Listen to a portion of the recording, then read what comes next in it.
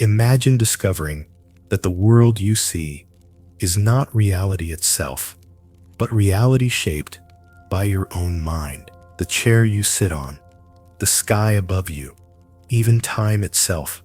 None of these are simply out there. They are filtered through the way your mind works. This surprising idea is where the philosophy of Immanuel Kant begins. Kant is important because he challenges what we normally assume. He tells us that we are free, but our freedom comes with duty. He explains that beauty gives us joy, but it also points to something greater than simple pleasure. He says we can never know reality as it truly is, yet we must live as if our actions have endless importance. For Kant, philosophy is not something dusty or far away. It is a mirror showing us how we live every single day. If the world you know is shaped by your mind, what kind of responsibility do you think that gives you? Chapter 1. Why Kant Matters. Why should we care about a philosopher from the 18th century? Immanuel Kant may have lived hundreds of years ago, but his ideas still shape the way we think today. He was not just writing old, complicated theory. He changed how people understand knowledge, morality, beauty, and even politics. Without him, much of modern philosophy, and even parts of science, would look very different. Before Kant, there was a big fight in philosophy. Some thinkers said, knowledge comes only from experience, what we see, hear, and touch. Others argued that knowledge comes only from reason, the mind's power to think and make sense of the world. Kant stepped into this debate with a bold answer. Both are right, but not in the way they thought. This middle path changed philosophy forever. To understand why Kant is so important, imagine a bridge. On one side of the bridge is the world of facts, science, observation, and everyday experience. On the other side is the world of values, freedom, morality, and meaning. Before Kant, these sides looked cut off from each other. Scientists like Newton explained how nature works, but they could not tell us what we should do. Moral thinkers spoke about duty and virtue, but they could not connect this to the scientific view of the world. Kant built the bridge. In his 3 great books, called Critiques, he showed that human reason has limits, but can also reach universal truths. He argued that while we cannot know reality as it is in itself, we can know how reality appears to us because our mind shapes experience using its own categories, like space, time, and cause. This way of thinking protected science from doubt, while also leaving room for freedom, morality, and responsibility. Kant's work became the foundation for many later thinkers. Philosophers like Hegel, Schopenhauer, and Nietzsche were all shaped by his ideas. Even scientists, including those who studied Einstein's theories of space and time, built on concepts that came from Kant. So why does Kant matter today? Because he taught us that humans are not just passive observers of a fixed world. We are active participants. Our minds shape how we experience reality.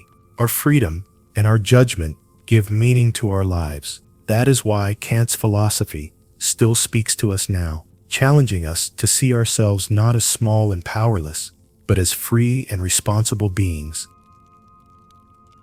Chapter 2. The Copernican Revolution in Philosophy. Before Immanuel Kant, most philosophers believed the mind was like a mirror. The outside world gave us impressions, and our minds simply received them and tried to organize them into knowledge. But Kant asked a daring question. What if it is not the mind that adjusts to the world, but the world that adjusts to the mind?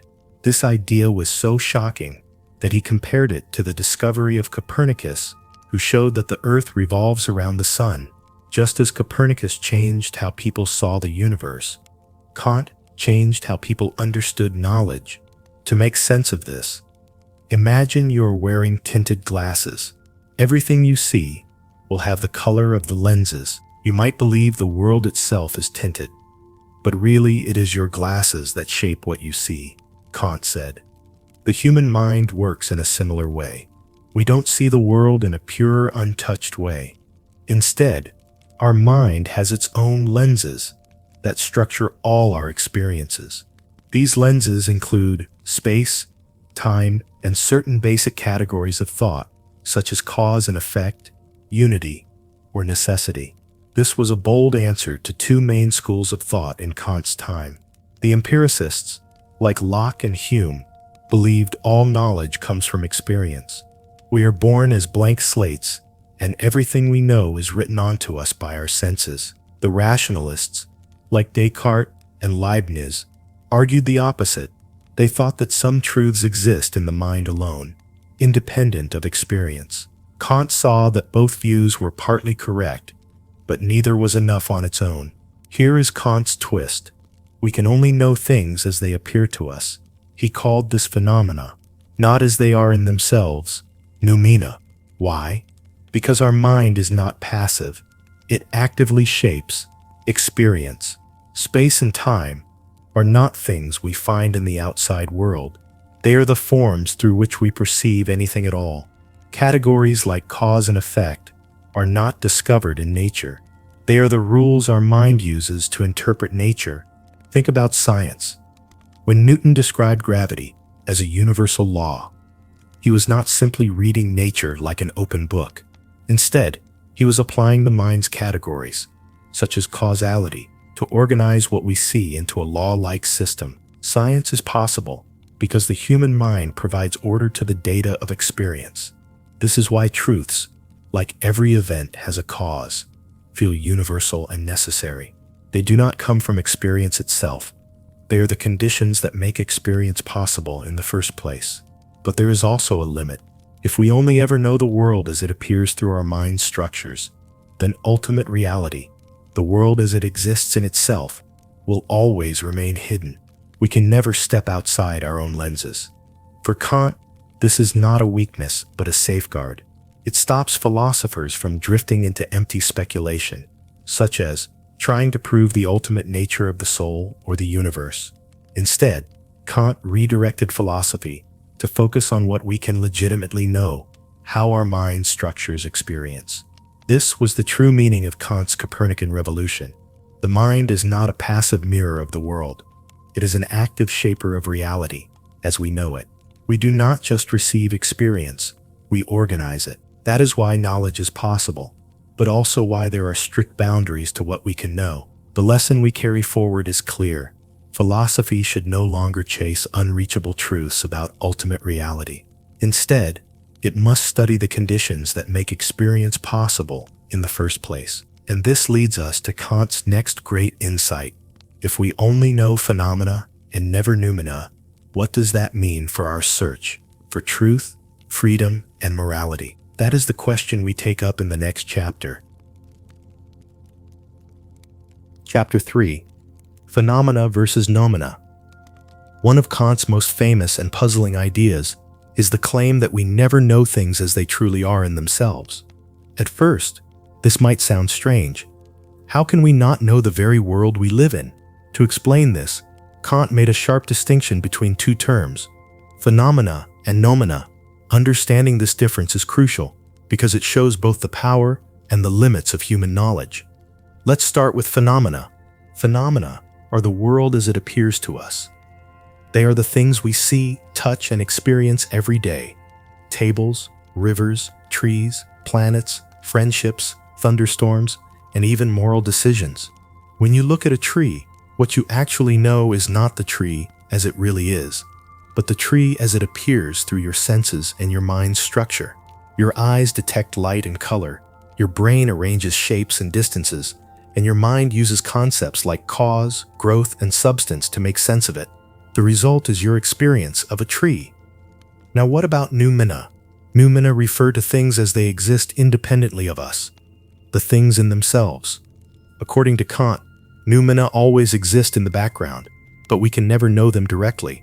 We only ever encounter the world after it has been filtered through our senses and our mind structures, like space, time, and categories of thought. Noumena are like the hidden backstage of reality.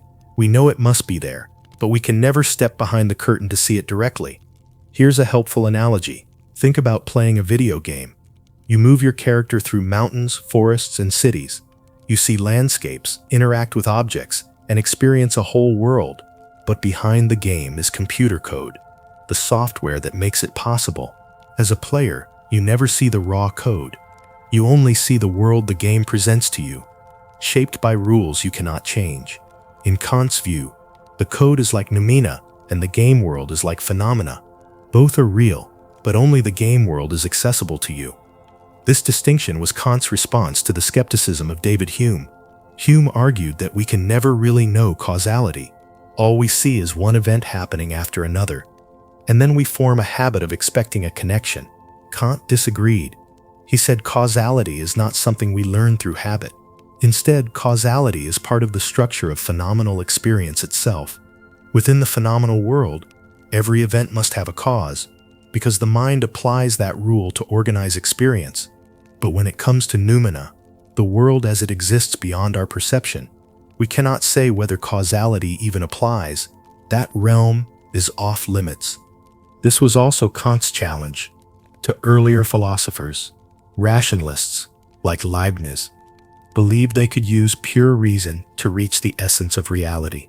Empiricists like Locke believed the senses gave us direct access to reality. Kant thought both groups were overreaching. The senses do not give us the world as it is. They give us appearances already shaped by the mind, and reason cannot leap outside those appearances to grab ultimate truth. Kant compared us to map makers. We can chart the terrain of experience, but we can never step off the map to see the land as it is in itself. At first, this might sound disappointing. Why settle for appearances instead of reality itself? But Kant argued that this is not a weakness. It is actually freeing. By drawing this boundary, he stopped philosophy from chasing illusions. Before him, many metaphysical systems built grand theories about the soul, the universe, or God. But these often went beyond what human reason could actually prove. Kant's framework sets clear limits. We cannot know nominal reality, but that does not make ideas like God or freedom meaningless. Instead, they serve as guiding concepts.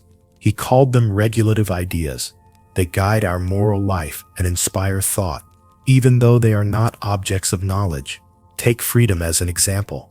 In the phenomenal world, every human action seems part of a causal chain. Your brain processes fire. Your muscles move. Consequences follow. Science sees human behavior as events caused by other events. But from the noumenal perspective, Kant leaves room for freedom. He suggests that while we cannot know noumenal freedom scientifically, we must still affirm it as the condition that makes moral responsibility possible. If freedom did not exist in some way, holding people accountable for their actions would make no sense. The same applies to God and immortality. We cannot prove them as noumenal realities, but they remain important within the framework of practical reason. They give meaning and direction to human life, even though they lie beyond the boundaries of knowledge. The distinction between phenomena and noumena is Kant's way of giving us both grounding and limits. Phenomena provide the world we can study through science, predict with laws, and live in every day. Noumena remind us that behind the appearances is a reality we can never fully grasp. For Kant, this humility is a strength. It keeps philosophy honest and focused on what is possible, instead of wasting energy on impossible claims. The key insight is this: knowledge is about appearances, not ultimate essences. We know the world as it shows up for us, not as it is in itself. But instead of leaving us powerless, this view gives us a solid foundation for science, ethics, and practical life. With this distinction in mind, we can now go deeper into the machinery of human knowledge. How exactly do we form experiences out of raw impressions?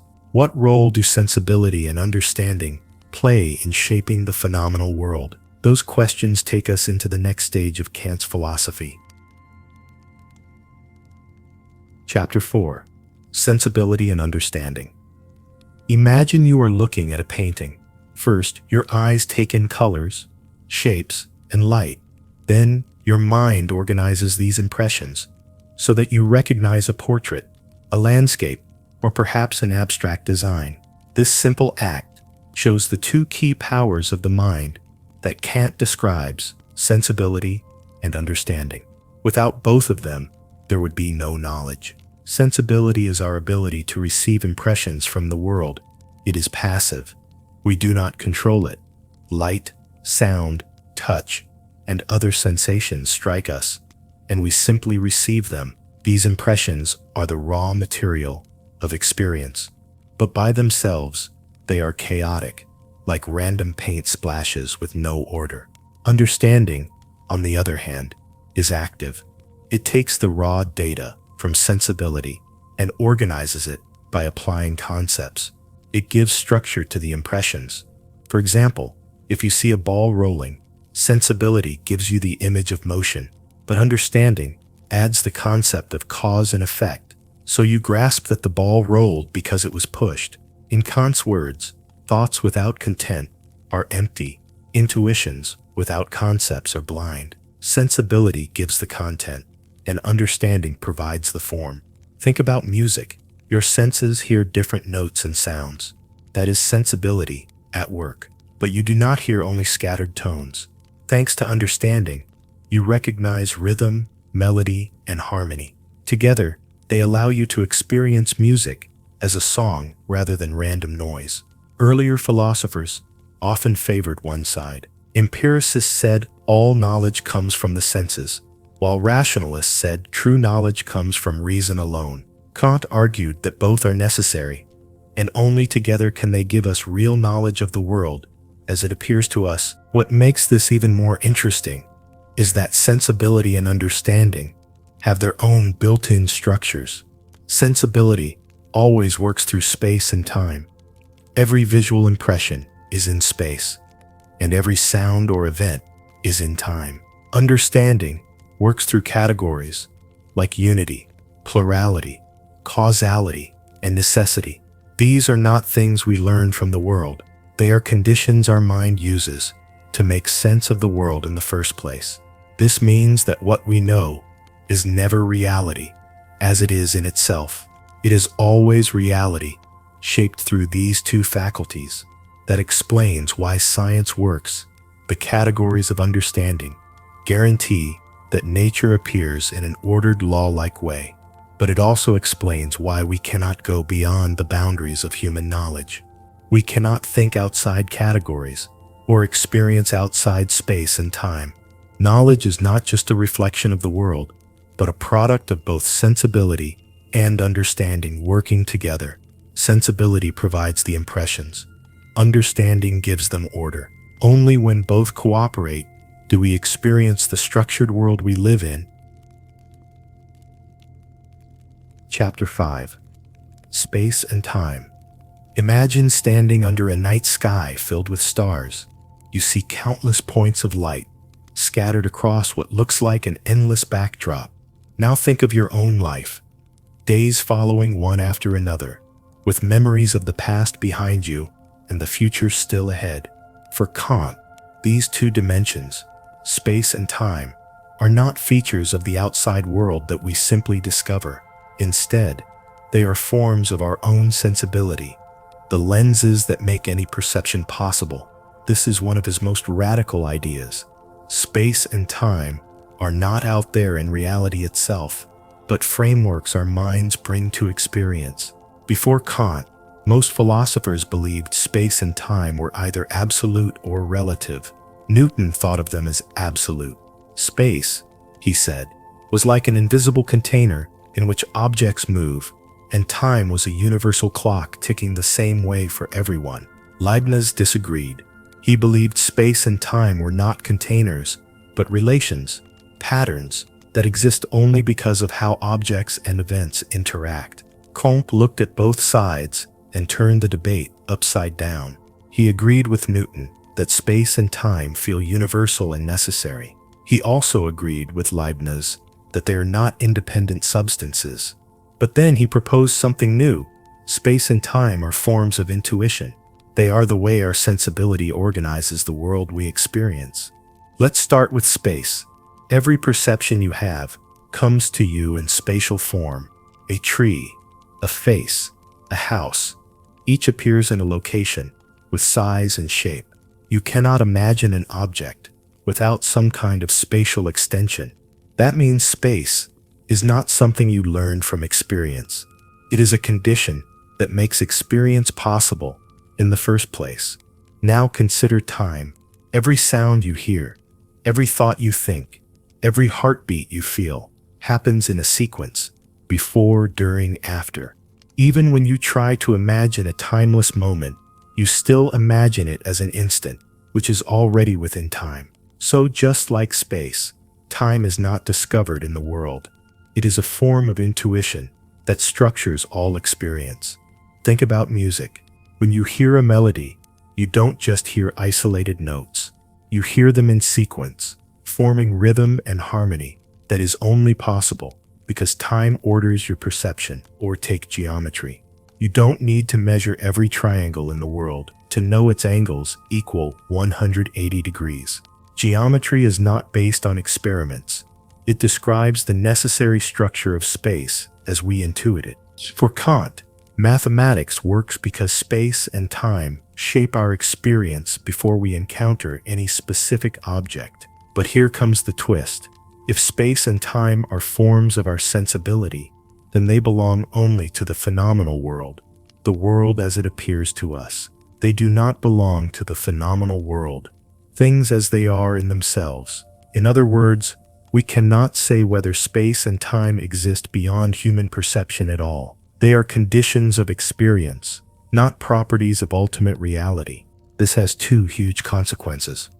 First, it explains why mathematics feels universal and necessary. Geometry reflects the structure of space, and arithmetic reflects the structure of time. They give us truths that apply to every possible experience because they describe the lenses of sensibility itself. Second, it limits metaphysical speculation. For example, questions like, does the universe have a beginning in time, or is the universe infinite in space, cannot be answered. Why? Because time and space only apply to appearances. Asking about their absolute size or beginning is like asking what lies north of the North Pole. It's a meaningless question. Kant's idea might sound abstract, but it has real influence. Centuries later, Einstein's theory of relativity showed that space and time are not fixed and absolute, as Newton thought, but relative and interconnected. Einstein's science is not the same as Kant's philosophy, but both reject the idea of space and time as rigid containers existing independently of perception. Kant anticipated the idea that space and time depend on the structures through which we measure or perceive them. Even in daily life, Kant's insight matters. Your memories and your hopes shape how you understand yourself across time. Time is not just something out there. It structures your very sense of identity. The same goes for space. It is not just an empty grid. It is how you orient yourself, how you distinguish self from other, safe from unsafe, near from far. These are not optional extras. They are the framework that makes human life and knowledge possible. Kant's teaching on space and time gives us both strength and humility. It shows us why mathematics and science can achieve certainty. They describe the forms of our own intuition, but it also warns us not to confuse appearances with ultimate reality. We live within space and time, but reality in itself may not. That is the boundary Kant insists we respect. Chapter 6. Categories of the Mind. Why does the world appear to us as ordered instead of chaotic? Why do we assume that events have causes, that objects last through time, or that truths can be universal? Kant's answer is that our minds do not just receive information passively. They actively shape it by using categories, basic rules of thought that organize raw data into knowledge. These categories are not learned from experience. They are built into the very structure of the mind and are necessary for us to have knowledge at all. Kant listed 12 categories, arranged under 4 headings. The first group is quantity, unity, plurality, totality. The second is quality, reality, negation, limitation. The third is relation, substance, cause, community. The fourth is modality, possibility, existence, necessity. At first, these may sound very abstract, but the key idea is simple. These categories act like the grammar of thought. Just as grammar allows us to form meaningful sentences out of words, categories allow us to form meaningful judgments about the world. Take causality, one of the most famous categories. The philosopher David Hume argued that we never actually see causes. We only see one event following another. A billiard ball strikes, and then the second ball rolls. For Hume, causality is just habit. We expect a connection because we've seen it many times. Kant disagreed. He argued that causality is not something we learn from experience. It is a category of the mind. We impose it onto experience, which is why we must think of the first ball as causing the second ball to move. The category guarantees that our experience is ordered, not random. Another example is substance. When you look at a tree in different seasons, full of green leaves in summer, bare branches in winter, you don't see it as a new object each time. You understand that it is the same tree going through changes. This is the category of substance at work. It tells you that something persists, even while its qualities change. Without this category, our experience would be unstable. We would never recognize identity across time. This is where Kant breaks from earlier philosophers. Empiricists like Locke thought we build knowledge by collecting impressions from the senses. But Kant says impressions by themselves would be meaningless. They would remain a chaotic blur. It is the categories that give them structure, turning scattered impressions into coherent knowledge. In this sense, the categories are not optional. They are the skeleton of cognition, but there is also a limit. Kant says categories only work when applied to data in space and time. Try to imagine causality outside of time. It doesn't make sense. Try to think of substance outside of space. It dissolves. This means the categories apply only to phenomena, the world as it appears to us. They cannot apply to Noumena, the world as it is in itself. We cannot legitimately claim that noumenal reality has causes, or substances, or necessity. These categories are rules for ordering appearances, not ultimate truths about reality. This balance is at the heart of Kant's philosophy. The categories of the mind explain why the phenomenal world is intelligible. They ensure that our experiences have order, stability, and universality. At the same time, they remind us of our limits. Categories give meaning to the world of appearances, but they cannot reach beyond it. That is Kant's turning point. Human knowledge is powerful, but it is also bounded. The mind brings unity, causality, and necessity into experience, but it cannot use these tools to describe ultimate reality. Chapter 7. Synthetic a priori judgments. How can we have knowledge is both necessary and universal, but at the same time tells us something real about the world. This was the puzzle that Kant wrestled with. His answer is one of the most important in modern philosophy. Synthetic a priori judgments. To understand why mathematics, science, and even morality are possible, we must understand what this strange phrase means. Let's break it down, step by step. A judgment is simply a statement we can test as true or false. Kant said, there are two basic types, analytic and synthetic. Analytic judgments are true by definition. The predicate, what you say about the subject, is already contained in the subject itself. For example, all bachelors are unmarried. You don't need to look at the world to check this. It's true by definition. Analytic judgments are certain, but they don't add new knowledge. They only unpack what was already there. Synthetic judgments are different. They add something new to the subject. For example, the apple is red. Redness is not already contained in the concept of apple.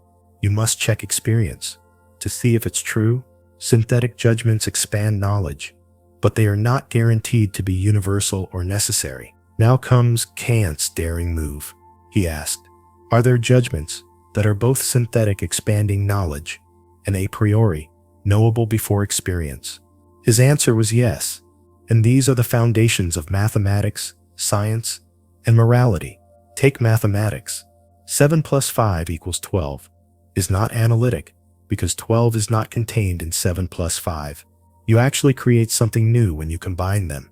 But you also don't need to count objects in the world to know it's true. It is universal and necessary, valid, in every case. That makes it synthetic, a priori. Geometry provides another example. The shortest distance between 2 points is a straight line. You cannot get this truth by simply analyzing 2 points. You must construct the line and see what follows. Yet you don't need to test every case. It is universally true. This shows that geometry rests on the a priori structure of space, which is part of our sensibility. Science also depends on synthetic a priori judgments.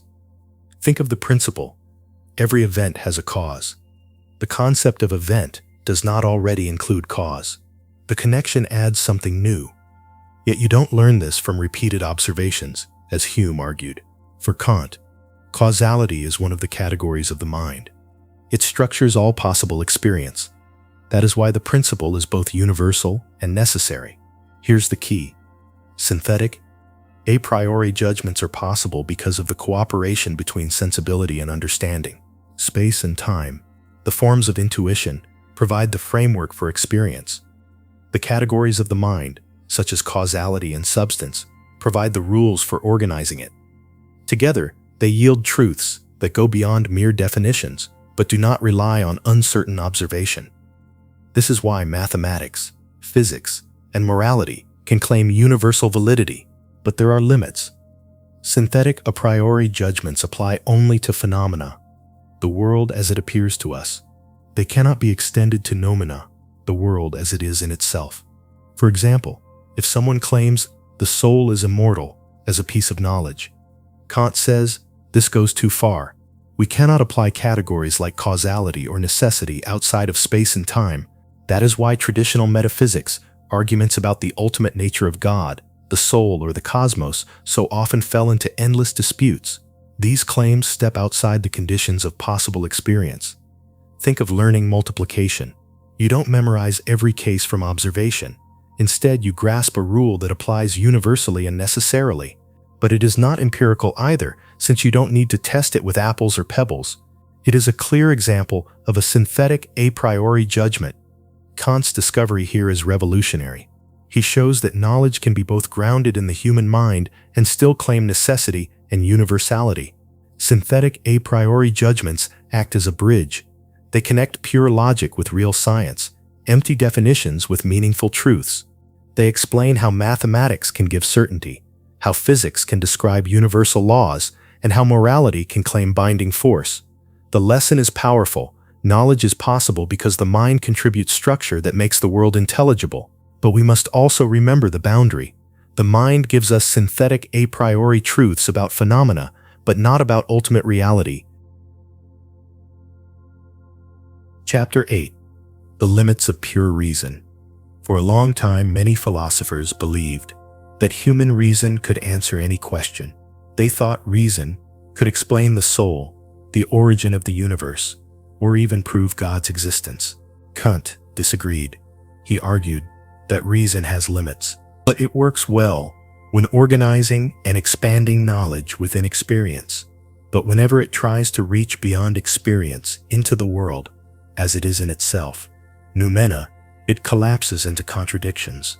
His critique of pure reason is a map of these boundaries. By drawing them clearly, Kant protected science from doubt and explained why metaphysics had been full of endless disputes. Kant begins with a distinction. Reason has two roles. On one side, it gives principles that guide science and ensure order in experience. On the other side, it produces ideas of reason, such as God, freedom, and immortality. These ideas go beyond possible experience. They can inspire and guide us, but they cannot be objects of knowledge. When reason tries to treat them as knowable truths, it makes a mistake. Kant called this mistake a transcendental illusion. Think of it like sailing by the stars. A sailor can use the stars to navigate safely if he remembers that the stars are out of reach. But if he tries to grab them, he will drown. In the same way, reason is safe when it uses ideas like the soul or the whole universe as guiding principles. But when it claims to know them directly, it falls into illusion. A clear example is found in Kant's Antinomies of Reason. If you ask, does the universe have a beginning in time, or has it always existed? You can create strong arguments for both sides. The same with freedom. Everything is determined by causes versus free will must exist. Both claims seem necessary, but they cannot both be true if applied to the world in itself. The problem is not the questions, but the fact that they overstep the limits of human knowledge. This breaks sharply with earlier thinkers. Rationalists like Descartes and Leibniz believed reason could uncover truths about God and the cosmos. Empiricists like Hume doubted reason's reach, but left us with skepticism about science itself. Kant's response is balanced. Reason is limited, but within those limits it is secure. Science works because categories like causality apply universally to phenomena. What fails is the attempt to use them beyond experience. Here's the twist. Limiting reason is not weakness, it is strength. By drawing boundaries, Kant keeps knowledge safe. Mathematics and physics are secure because they remain within the conditions of experience. Philosophy avoids endless disputes because it stops pretending to know what lies beyond. Kant summed it up. I had to deny knowledge in order to make room for faith. What does this mean? While pure reason cannot know God, freedom, or immortality, these ideas are not useless. They play a role in practical life, especially in morality. We cannot know freedom scientifically, but we must presuppose it in order to see ourselves as responsible for our actions. The same applies to God and immortality, unknowable as facts, but meaningful as guiding ideas. Think of a microscope. Within its range, it reveals incredible detail. But if you try to use it to look at stars, it becomes useless. The reason is like that microscope. It works brilliantly within the bounds of possible experience. Outside those bounds, it produces distortions. Kant's lesson is simple. Do not throw away metaphysical ideas, but use them properly. They serve as regulative principles, guides that inspire thought, unify knowledge, and support moral life. They are stars to navigate by, not objects we can grasp. The insight we take from Kant is this: reason's power lies not in trying to answer every ultimate question, but in knowing where to stop. With this clarity, Kant opened the way for morality and faith, while also protecting science. Chapter 9. Transcendental Deduction. If Kant says that the categories of the mind structure all experience, a natural question appears. How can he prove this? Why not believe, as Hume did, that categories like causality or substance are just habits we build from experience? To answer this, Kant presents one of his most famous and difficult arguments, the Transcendental Deduction. The name may sound intimidating, but the basic idea is simple. Kant wants to show that the categories are not optional or invented. They are necessary conditions for us to have experience at all. Here is the problem. Sensibility gives us impressions, colors, sounds, textures, arranged in space and time. Understanding provides categories, concepts like cause, substance, and unity, that organize these impressions. But how do we know the categories truly apply to what our senses give us? Could they just be mental rules with no claim to objectivity? The Transcendental Deduction is Kant's way of showing that the categories really do belong to experience. Kant's answer begins with what he calls the unity of a perception, or more simply, the unity of consciousness. Whenever you experience the world, all your impressions must come together in one self-consciousness. You don't just see red, hear a sound, and feel pressure as separate fragments. You experience them as part of one world, one I think. This unity is not given by sensation itself. It is created by the mind's activity of organizing impressions. Here is the key point. This organization requires the categories to combine many impressions into one conscious experience. the mind must apply rules. For example, when you see one ball strike another and roll away, you are not just registering separate flashes of sensation. You apply the category of causality, which makes sense of the sequence as an event where one thing causes another. Without such categories, impressions would remain scattered, never forming a coherent experience you could call mine. Kant's claim, then, is that the categories are not subjective inventions. They are necessary rules that make experience possible. They are what allow the I think to attach to our perceptions. Without categories, there would be no unity of consciousness at all, just chaos. This directly challenges Hume. Hume thought our belief in causality comes from habit. We see one event follow another often enough, and we expect the connection. Kant replies, habit might explain regular expectation, but it cannot explain the sense of necessity we feel when we say, every event must have a cause. That necessity comes from the structure of the mind itself. Through the categories, habit explains repetition, but not universal law. Think of an everyday example, like driving a car. Your senses give you a constant flow of impressions, colors, sounds, movement, the feel of the wheel. If these were not organized by concepts like object, cause, or substance, you would be lost in confusion. You couldn't say, the car in front is braking, so I must stop. That requires causality. You couldn't even recognize it as the same car across time without substance. The categories are what transform the flood of sensations into a structured, usable world. The Transcendental Deduction therefore shows that categories are not habits, nor optional tools we sometimes use. They are essential for any experience at all. They are the glue that holds together the unity of consciousness, making science, knowledge, and daily life possible. Without categories, there would be no world of experience, just disconnected impressions with no order. Kant's conclusion is powerful. The categories belong to the very structure of thought itself. They guarantee that experience has order, stability, and meaning. They are why skepticism, like Hume's, cannot undermine science. The necessary link between events, the persistence of objects, the universality of natural laws, all are grounded in the categories. The result is clear. If you can say, I experience this, you are already using categories. They are built into the act of knowing. This is why Kant says they have objective validity. They don't just belong to your mind in isolation. They shape the world as it appears to you. Chapter 10. The Antinomies of Reason. What happens when reason turns its power toward the biggest questions?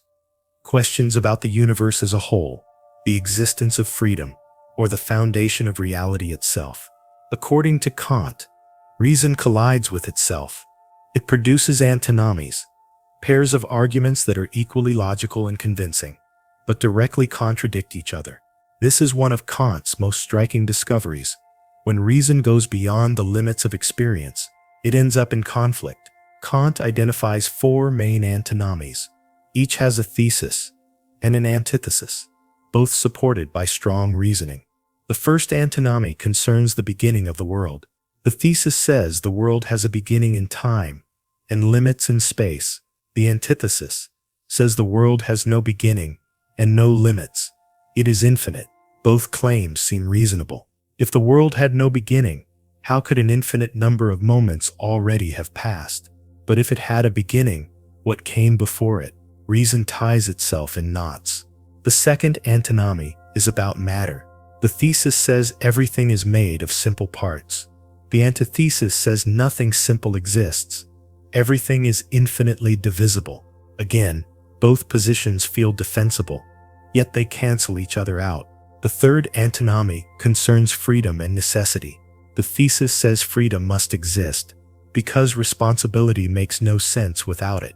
The antithesis says everything is determined by natural laws. This conflict is especially powerful because it strikes at the heart of moral philosophy. The fourth antinomy is about a necessary being.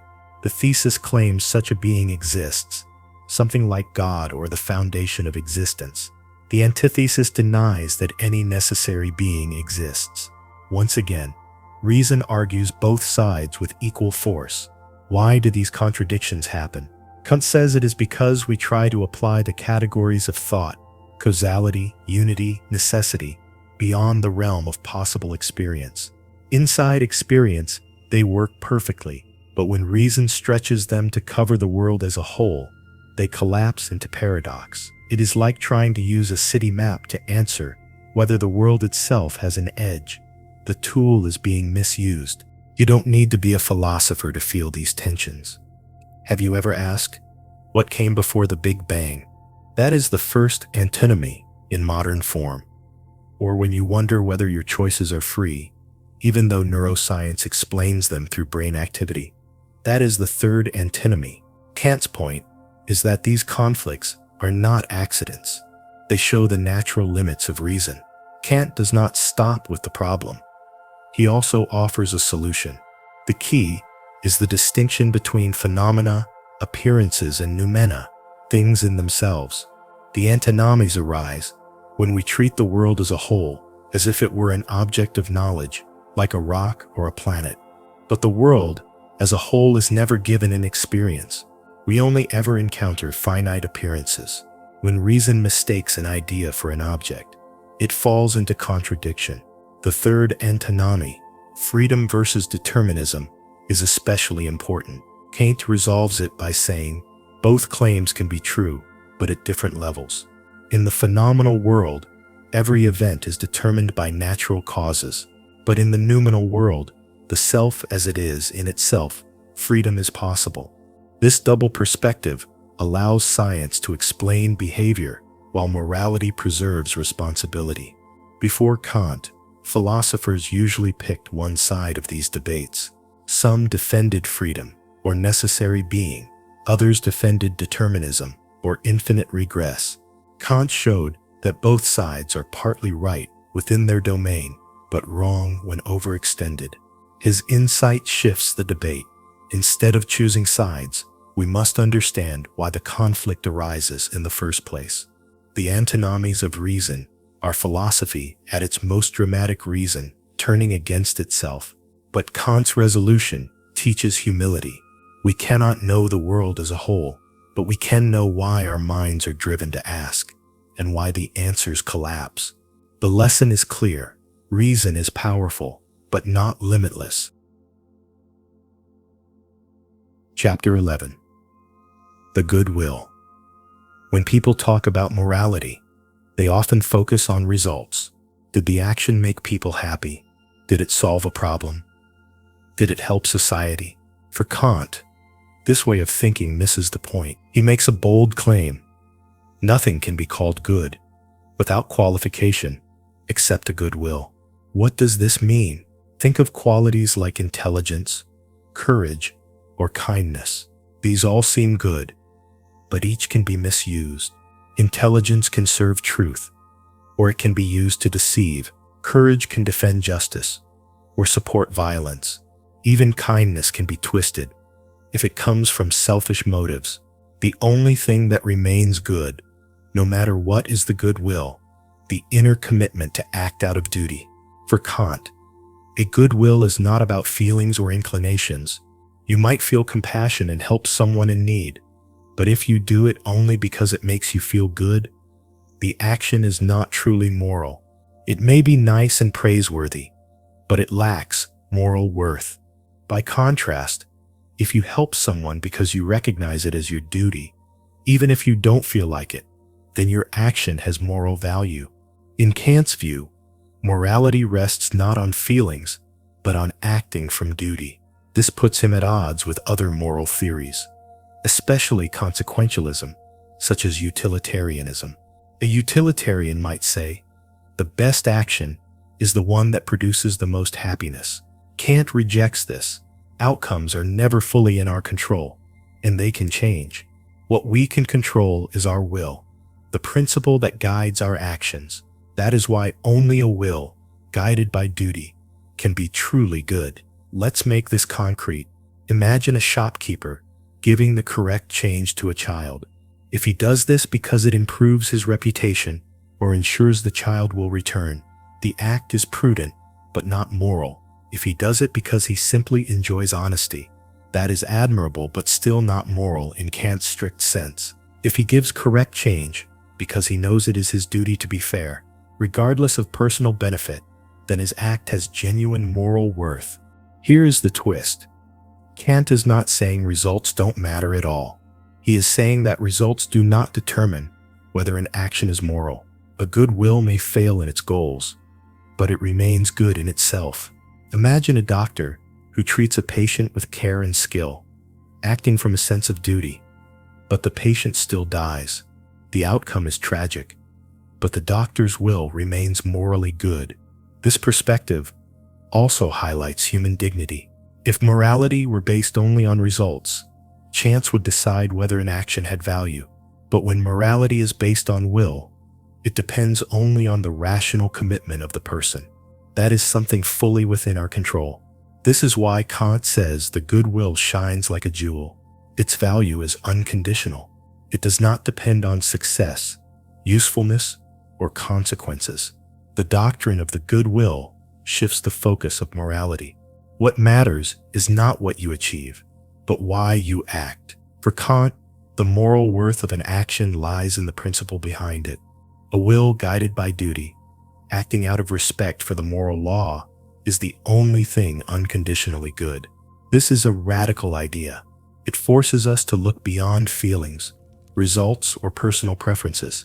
It asks us to consider the principle by which we act and whether it is grounded in duty. That is why Kant's ethics feels demanding. It requires us to take responsibility, not just for what happens, but for the very reasons behind our choices. The lesson of this chapter is clear. Morality is not about chasing good results, but about cultivating a good will.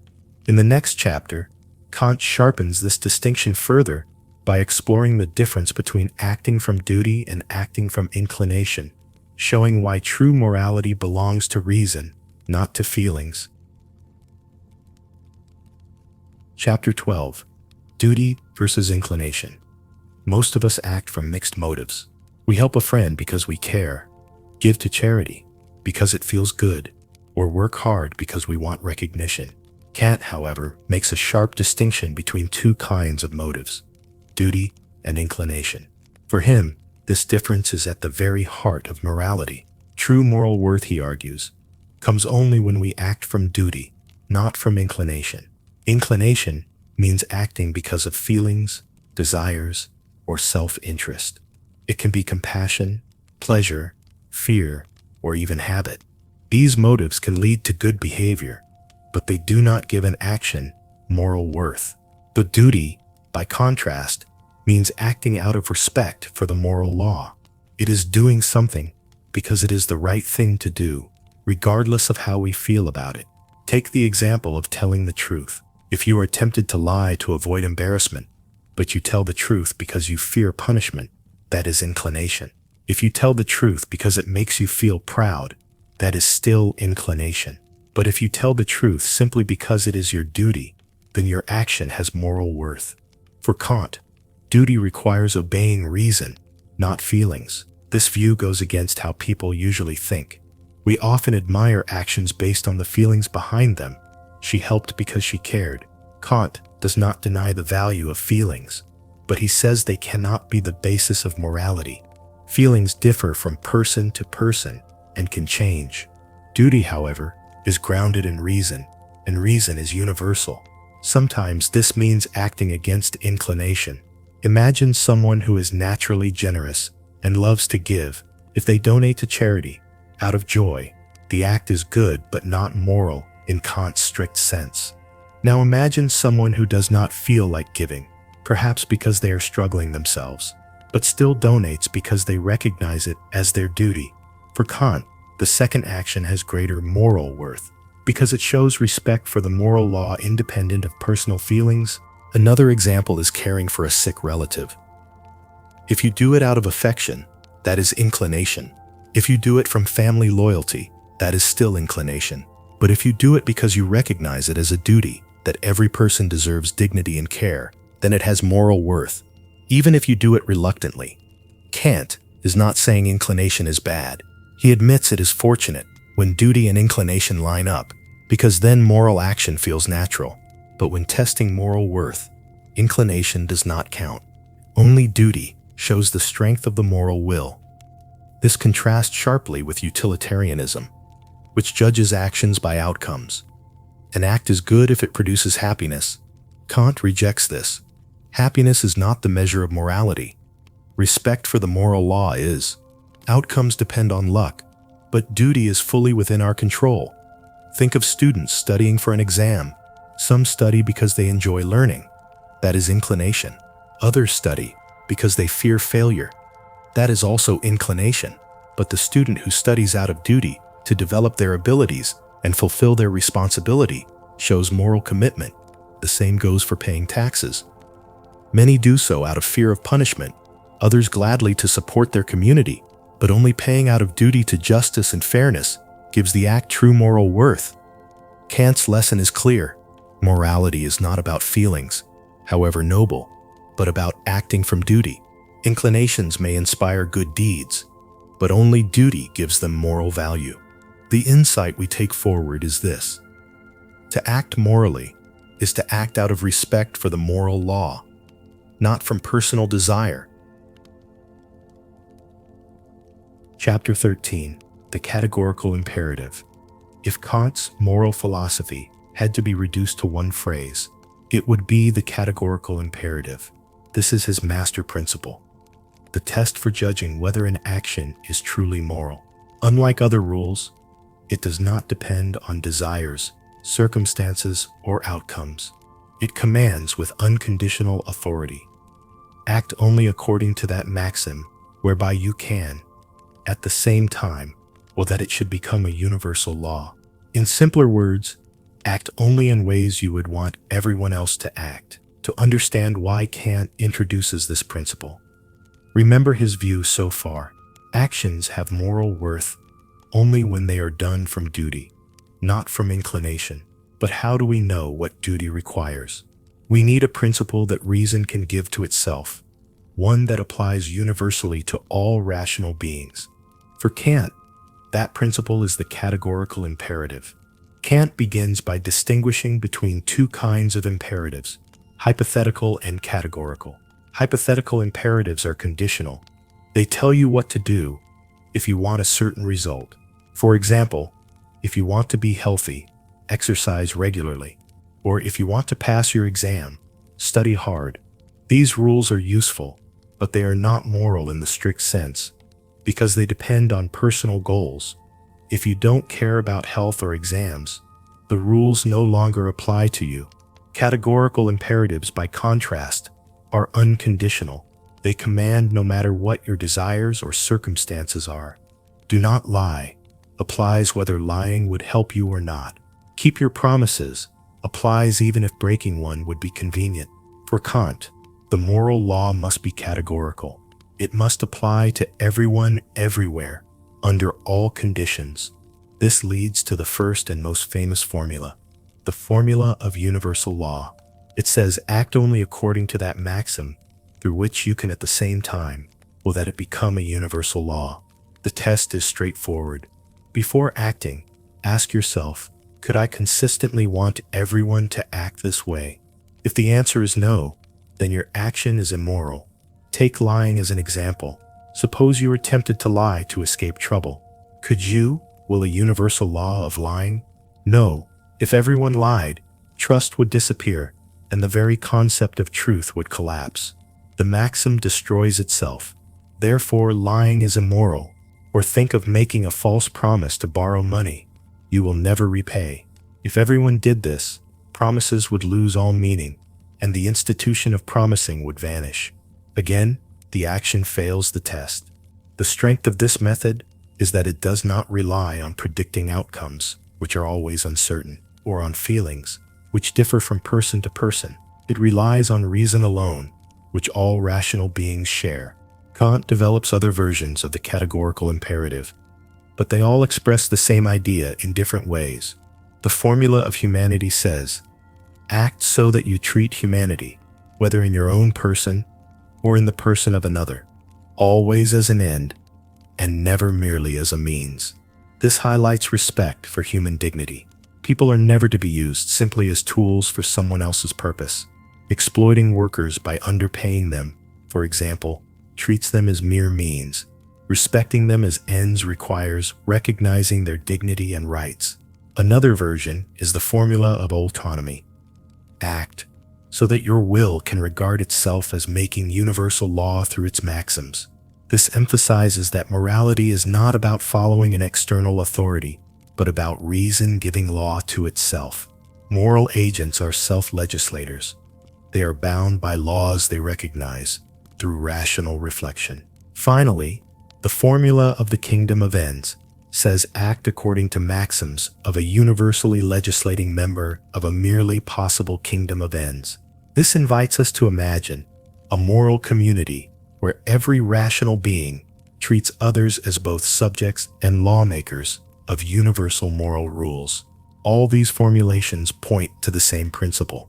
Morality requires universality, respect for persons, and the autonomy of reason.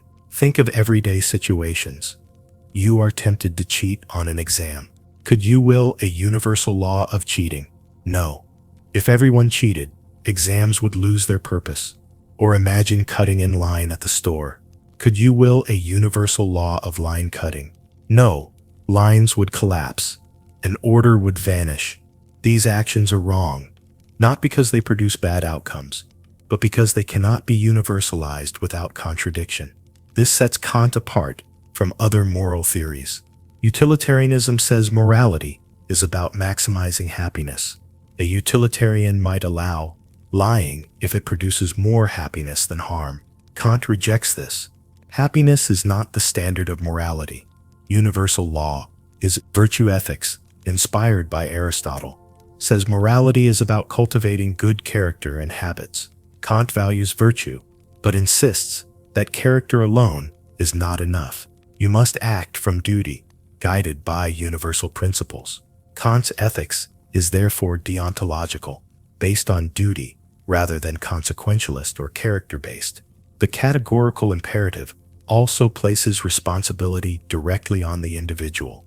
No external authority, the state, the church, or tradition, can decide for you. Each person must test their actions against reason. Could I will this as a law for everyone? In this way, Kant grounds equality and dignity. Every rational being has the same moral law within them and the same capacity to recognize and follow it.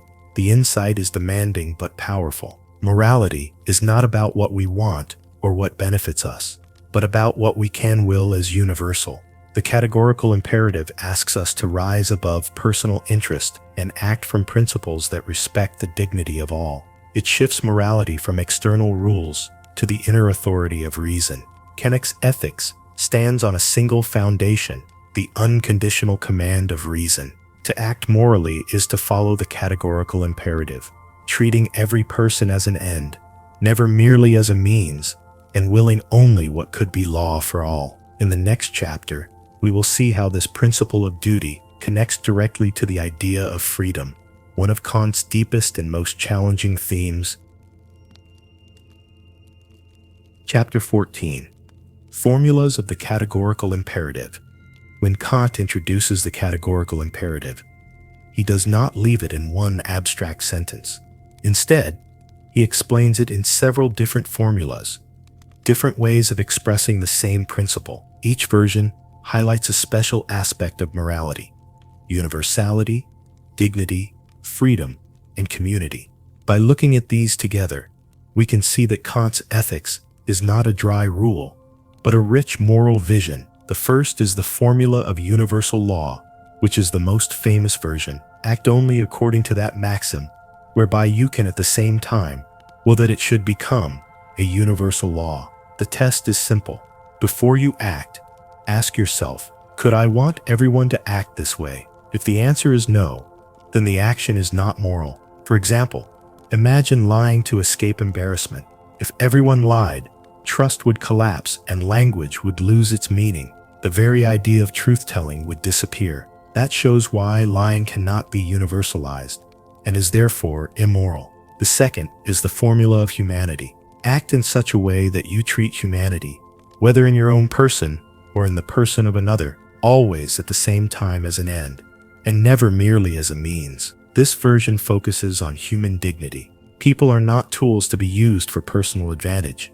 They are rational beings with their own worth. An employer who underpays workers for profit is treating them as mere means. A friend who flatters you insincerely to gain favor does the same. To treat someone as an end means respecting their autonomy, not just their usefulness. Of course, in daily life we often use others as means, like hiring a taxi driver, but this is moral as long as we respect them at the same time as an end, with consent and fairness. The third is the formula of autonomy. Act only so that your will can regard itself at the same time as making universal law through its maxims. Here Kant stresses that morality is not about obeying outside commands from God, society, or custom. Instead, morality is self-legislation. Reason gives law to itself. When you act from duty, you are not submitting to another's authority, but to your own rational will. Imagine keeping a promise, even when it is difficult. You are not simply following a rule forced on you. You are recognizing the law that you, as a rational being, give to yourself. For Kant, this is the real meaning of freedom. The fourth is the formula of the kingdom of ends. Act according to maxims of a universally legislating member of a merely possible kingdom of ends. This describes an ideal moral community. In this community, every rational being treats others not just as subjects, but also as lawmakers of moral law. It is a vision of society built on mutual respect and reason, where lying, exploitation, and coercion would be unthinkable.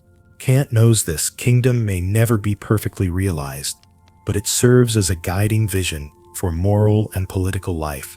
Each formula adds something unique, but they all point to the same truth. The formula of universal law stresses consistency. The formula of humanity insists on dignity. The formula of autonomy highlights freedom and self-legislation. The formula of the kingdom of ends paints a picture of a moral community. Together, they cover universality, respect, freedom, and shared moral life. To see how they reinforce one another, think about borrowing money you don't intend to repay. The formula of universal law asks, could everyone make false promises? Clearly not. The formula of humanity asks, am I respecting the lender as an end, or just using them as a tool? The formula of autonomy asks, would I legislate a universal law of false promising? No. The kingdom of ends asks, could this action fit in a community of equals? Again, no. Each test points to the same moral conclusion, strengthening it from different angles. Kant's multiple formulas are not separate rules, but different windows onto the same principle.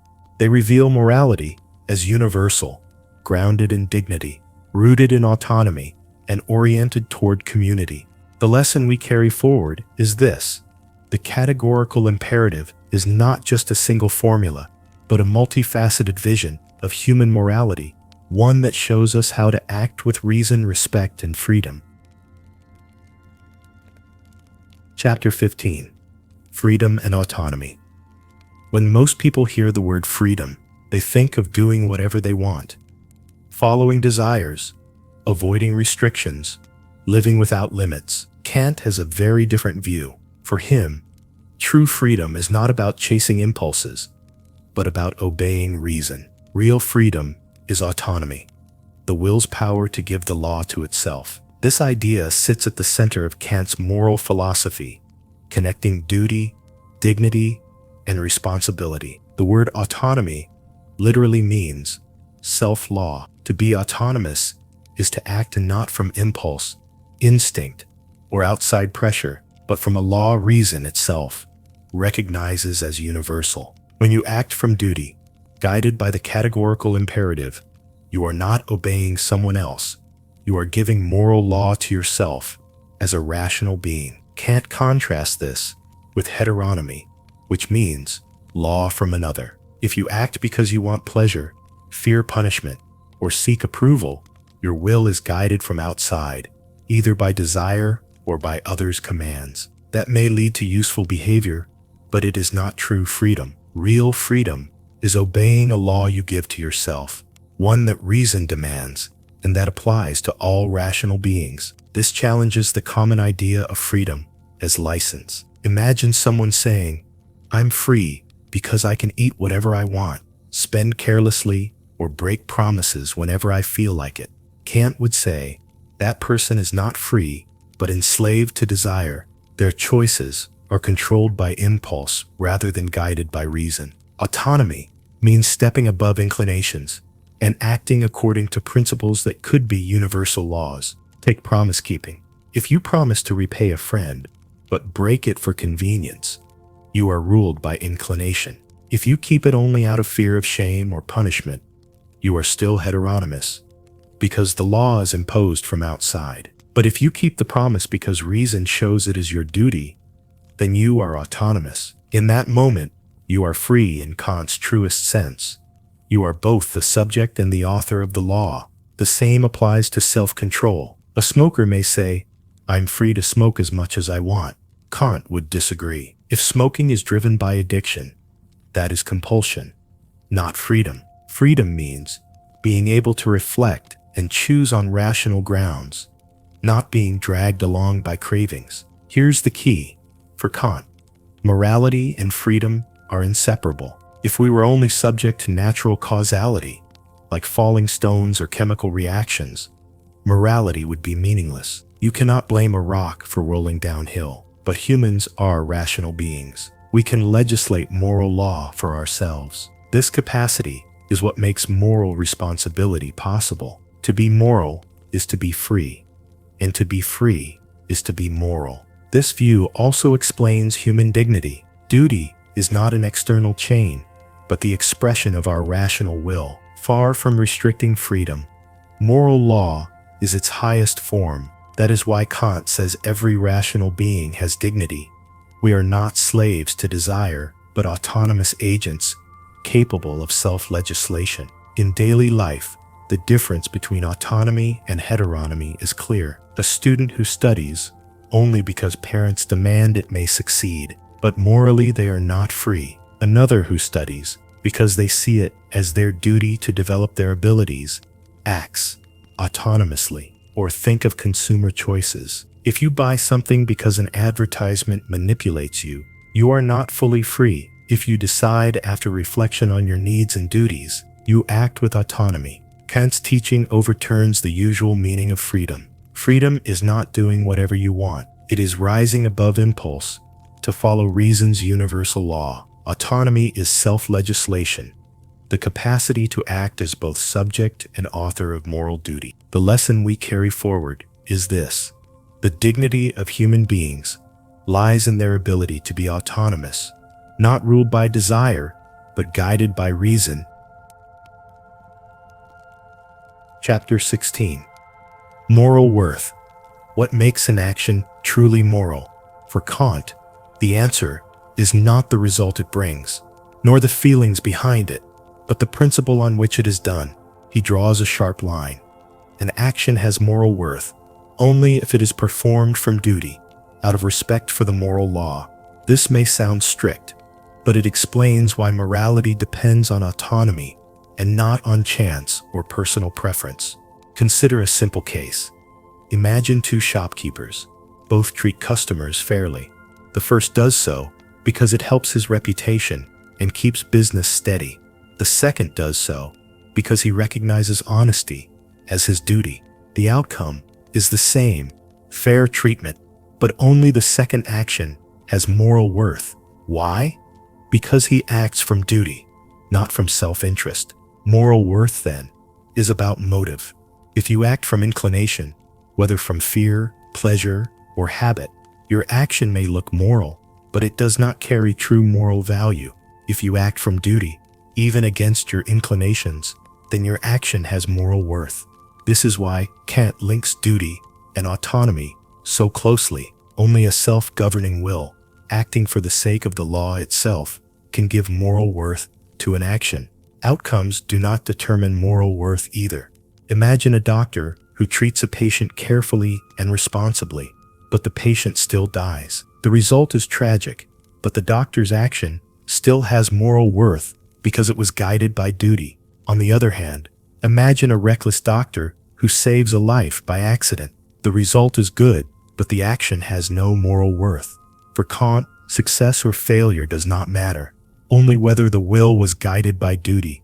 This sets Kant apart from other ethical theories. Take utilitarianism, which measures morality by outcomes, especially happiness. A utilitarian might praise the reckless doctor if the patient lived, since the result brought happiness. Kant disagrees. Outcomes depend on luck, but morality must be independent of luck. The only thing, always within our control, is the will. That is why moral worth belongs to the motive of duty, not to consequences. Kant also differs from virtue ethics, which emphasizes traits like courage, generosity, or kindness. Kant does not dismiss virtues, but he warns they can be misused without duty to guide them. A courageous criminal is not moral. A generous person who gives only for praise lacks moral worth. Virtue, in Kant's view, becomes moral only when grounded in duty. We can see this distinction in ordinary life. A student may study hard because they fear failure, or because they enjoy praise, or because they recognize a duty to develop their talents.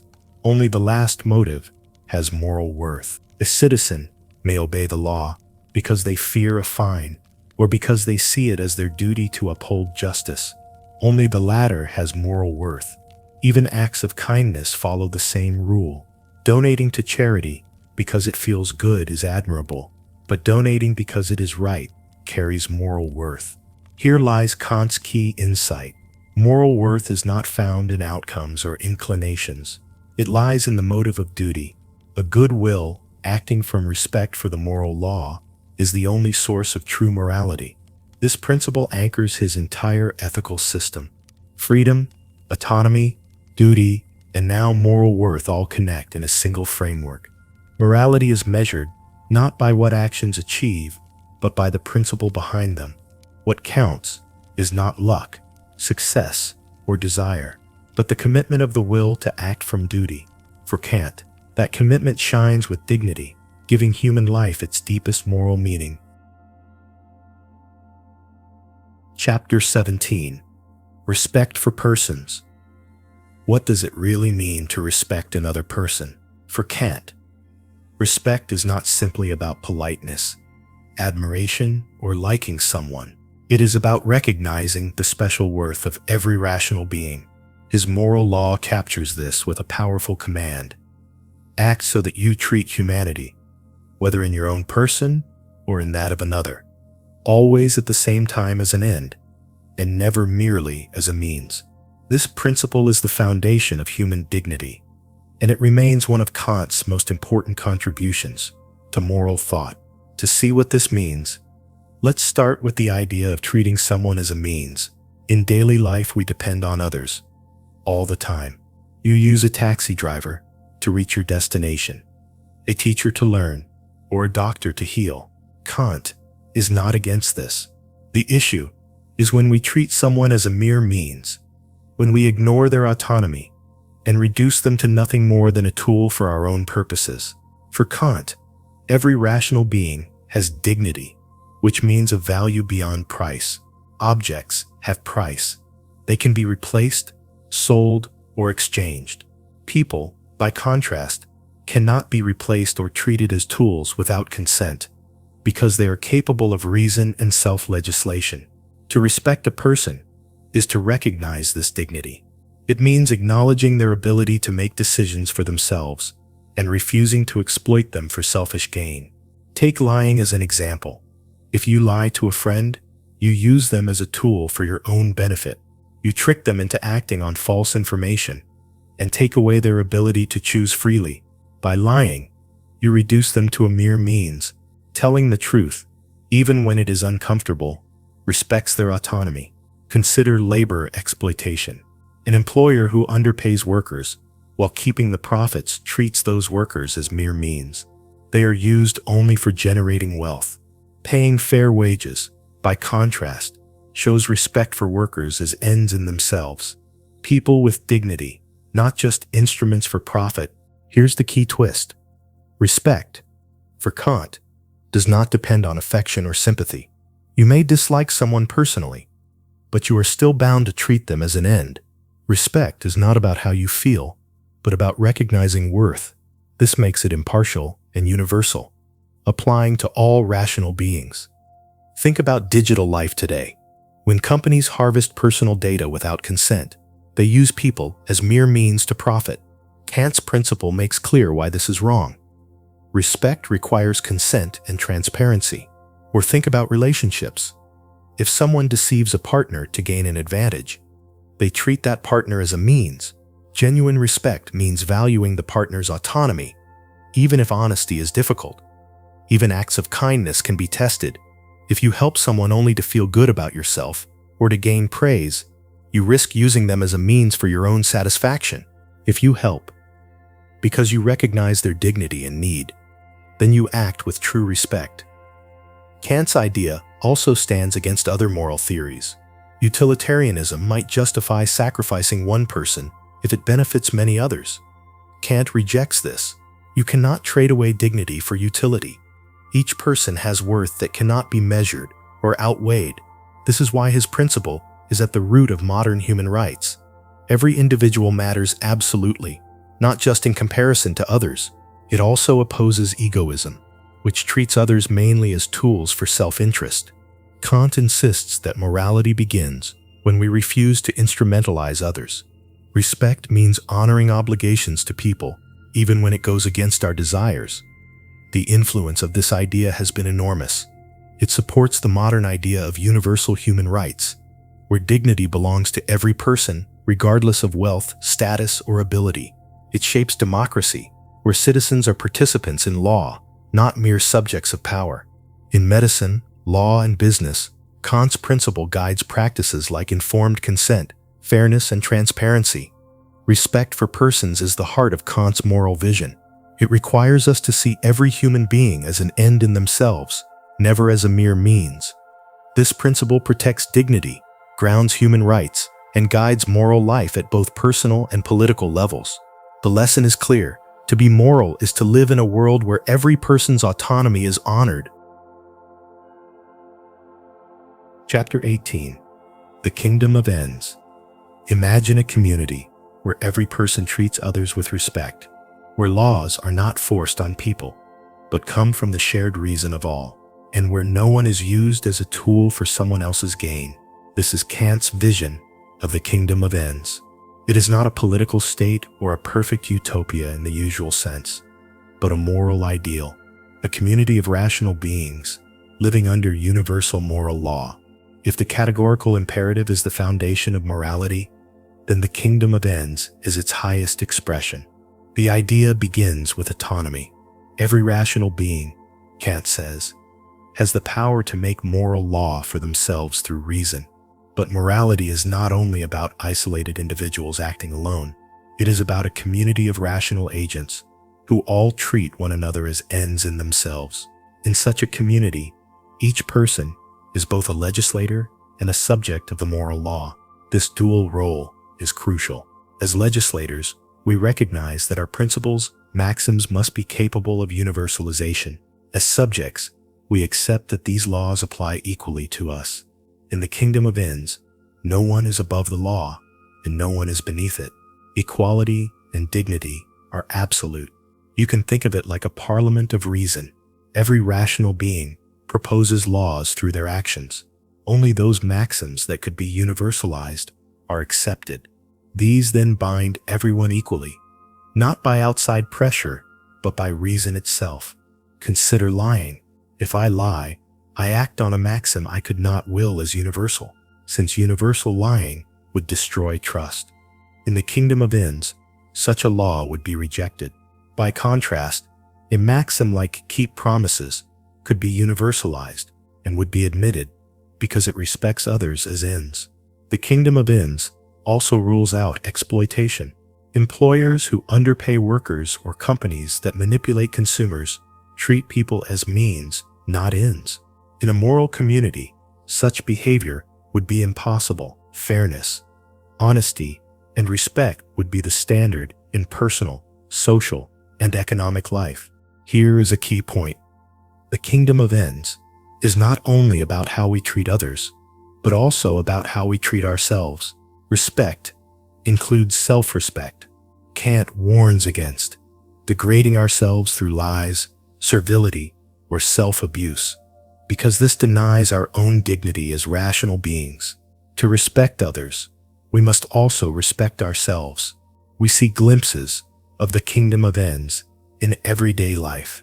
When someone holds a door open for another out of duty, not for praise, they practice a piece of it. When citizens follow just laws because they see them as rational and fair, they embody its spirit. Even in friendship, the kingdom of ends appears when people value each other for who they are, not just for what they provide. Of course, the real world often falls short. Politics is driven by power, markets by profit, and personal life by desire. Kant knew this. The kingdom of ends is not a description of the world as it is, but an ideal to guide us. It is a regulative idea, something we may never fully achieve, but that points us toward dignity, equality, and respect.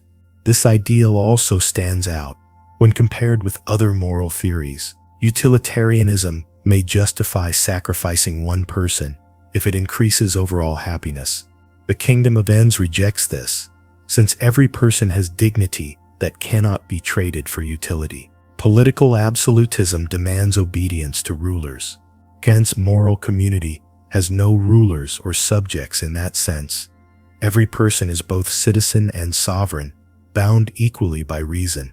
This anticipates modern democracy, where legitimacy comes from the shared will of free individuals. Kant's vision has shaped much of modern thought.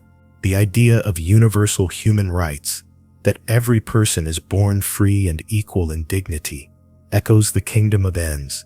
Democratic theory also resonates with Kant's picture.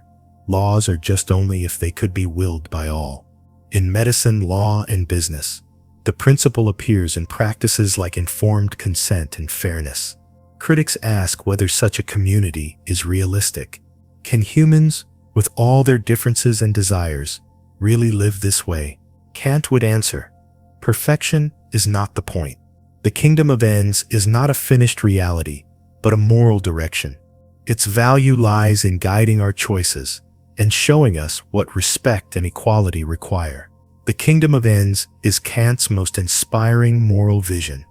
A community where every rational being is both author and subject of the law, where dignity is never compromised, and where respect is universal.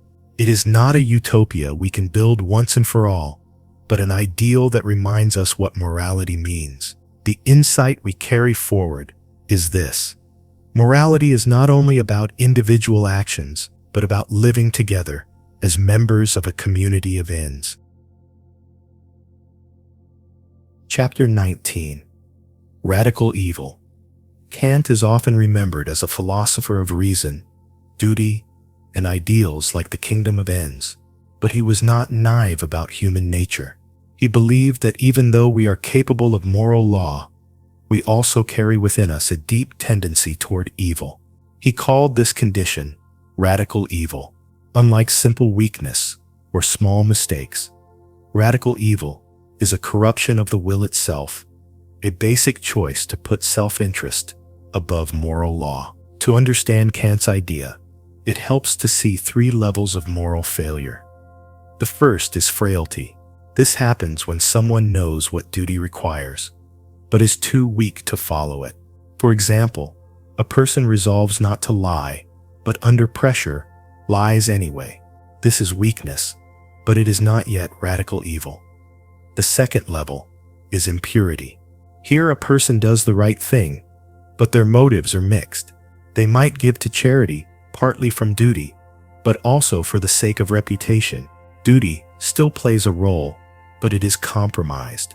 The third level is wickedness, which Kant calls radical evil. This is when a person consciously adopts a principle that puts self-interest above moral law. In this case, inclination becomes the supreme rule, and morality is used only when convenient. This is why Kant calls it radical. It affects the very root of the will. It is not just a passing temptation, but a settled orientation. Imagine a corrupt politician. They may know the moral law and even use its language in public. Yet in practice, they consistently choose policies that serve power and wealth, treating duty as secondary. Their principle is clear: I will follow morality only when it benefits me. This is radical evil in action. Kant's twist is that this tendency is universal. Every human being has the capacity for radical evil, because all of us are tempted to put self-love above duty. This does not mean that everyone is thoroughly corrupt, but it does mean that the risk lies deep in human nature. This view separates Kant from earlier Enlightenment thinkers, many of whom believed humans were naturally good and would flourish if freed from ignorance and oppression. Kant disagreed. Reason gives us the ability to recognize moral law, but freedom also means the freedom to misuse reason and choose selfishness. Radical evil is not ignorance. It is a deliberate choice to give priority to inclination over duty. You do not need to look far to see what Kant means. In everyday life, people excuse themselves with lines like, "Everyone cheats a little," or "No one will notice if I cut this corner." Each time, moral law is pushed aside for convenience. Radical evil is not limited to great crimes. It is also the quiet, common decision to let self-interest be the rule. History shows even larger examples. Slavery, exploitation, corruption. These are not accidents, but systems where self-interest is placed above human dignity. Kant's idea can be compared with other views. Rousseau argued that humans are naturally good and corrupted only by society. Kant replies that the root problem lies deeper, in the will itself. Religious traditions often explain evil through original sin. Kant rejects the idea that evil is inherited or imposed. Instead, he says, it is a moral choice that each person freely makes, even if it is common to all. Despite this dark picture, Kant is not hopeless, because radical evil is rooted in freedom. It can also be resisted by freedom. We are responsible for our orientation, and we can choose to put duty above self-love. Real moral reform, he says, requires more than habits or discipline. It requires a revolution of the heart, a deliberate reordering of priorities, so that respect for moral law comes first. Kant's doctrine of radical evil reminds us that morality is not automatic. Even rational beings can corrupt their will. Evil is radical because it twists the basic principle of choice itself. But the very freedom that allows us to choose evil also makes goodness possible. The insight we take forward is this: moral life is a constant struggle between inclination and duty, and the path we choose defines who we are. Chapter 20. Immortality, God, and Freedom. Kant is famous for setting strict limits on what we can know. We cannot know things in themselves. We cannot prove God's existence by theoretical reason, and we cannot peer beyond the bounds of space and time. Yet he also insists that certain ideas are indispensable for morality. These are the postulates of practical reason: immortality, God, and freedom. They are not objects of knowledge, but necessary assumptions that make moral life coherent. Let's begin with freedom. We already saw in earlier chapters that morality requires autonomy, the ability to give law to ourselves through reason. If all our actions were determined by natural causality, morality would collapse into mechanism. Holding someone responsible would make no sense if they were simply a machine obeying physical laws. Thus, for morality to be possible, we must assume freedom. We cannot prove it scientifically, but practical reason demands it. Next comes immortality. Kant observes that morality sets before us the highest goal: perfect virtue, a complete harmony between will and moral law. Yet in our finite, fragile lives, We never fully achieve this ideal. Even the best among us are imperfect. If moral striving is to make sense, Kant argues, we must assume that the pursuit of moral perfection continues beyond this life. Immortality is not a scientific hypothesis, but a moral necessity. It expresses the endless progress required by duty. Finally, God. Kant rejects speculative proofs of God's existence, such as the ontological or cosmological arguments. But he insists that morality points us toward the idea of God. Why? Because the moral law demands not only virtue, but also the ultimate harmony of virtue and happiness. In our world, happiness and virtue do not always align. Good people suffer, and the wicked sometimes prosper. If morality is to be coherent, we must assume a moral order of the world, the highest good in which virtue and happiness coincide. For Kant, this requires postulating a moral legislator, God. Here's the twist. Kant stresses that these are not theoretical claims. We cannot know freedom, immortality, or God in the same way we know empirical facts. They are not objects of scientific proof. Instead, they are necessary beliefs for the practical life of morality. He calls them postulates, assumptions that reason must accept if the moral law is to guide us consistently. Consider freedom. If you believed your every choice was predetermined by nature, responsibility would feel meaningless. By assuming freedom, you recognize yourself as accountable for your actions. Consider immortality. A teacher may spend a lifetime pursuing wisdom and goodness, but never reach perfection. The postulate of immortality gives this striving meaning, framing it as an endless journey rather than a futile effort. And consider God. When we see injustice, innocent people suffering, tyrants thriving, we often long for a moral order that restores balance. Kant does not claim to know this order exists, but he argues morality requires us to act as if it does. Kant's approach contrasts with both dogmatism and skepticism. Dogmatists claim to prove God, the soul, or immortality as matters of knowledge. Kant rejects this as overreach. Skeptics dismiss these ideas as illusions. Kant avoids this too.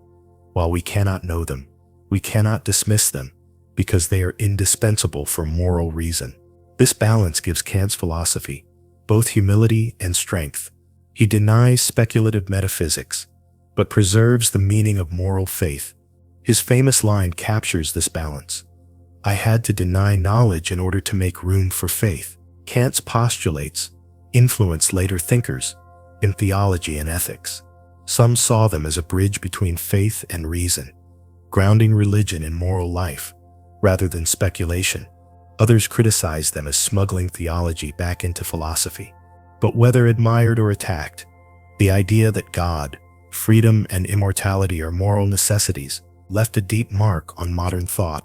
Kant's postulates show how morality reaches beyond what we can know, demanding faith in freedom, immortality, and God. They are not scientific claims, but practical necessities, ensuring that moral striving is meaningful. The insight we carry forward is this: the moral life requires more than reason's limits. It requires hope. In the next chapter, we turn from ethics back to aesthetics, exploring Kant's third critique and his vision of beauty. Chapter 21. The Third Critique. After writing the critique of pure reason about knowledge and the critique of practical reason about morality, one might think Kant had covered everything. But something was still missing. How do nature and freedom, science and morality, fit into one single picture? To answer this, Kant wrote the Critique of Judgment, often called the Third Critique. In this work, he explored aesthetics, beauty and the sublime, and teleology, the appearance of purpose in nature. This book gave philosophy a new way to think about art, nature, and the unity of human reason. The problem Kant faced was clear. In the first critique, the world of phenomena is explained by causal laws. In the second critique, morality requires freedom, duty, and purpose. But how can these two realms, deterministic nature and free will be connected? The third critique is his attempt to build that bridge. The tool he uses is judgment. Judgment is the power to bring the particular under the universal, to see how a specific case fits a general rule. In science, judgment helps us apply natural laws to phenomena. But Kant also speaks of two special forms of judgment, aesthetic and teleological. Aesthetic judgment concerns beauty. When we say something is beautiful, we are not describing its parts or properties in detail. We are not saying, this flower has 5 petals, or this painting uses red and blue pigments. We are saying, this is beautiful. For Kant, beauty is special, because it is based on feeling, yet also claims universality. When you admire a sunset, you expect others to share your response.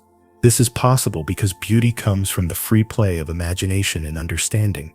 These mental powers work together in harmony, giving us pleasure. Since all humans share these faculties, we expect agreement. There is also an important condition.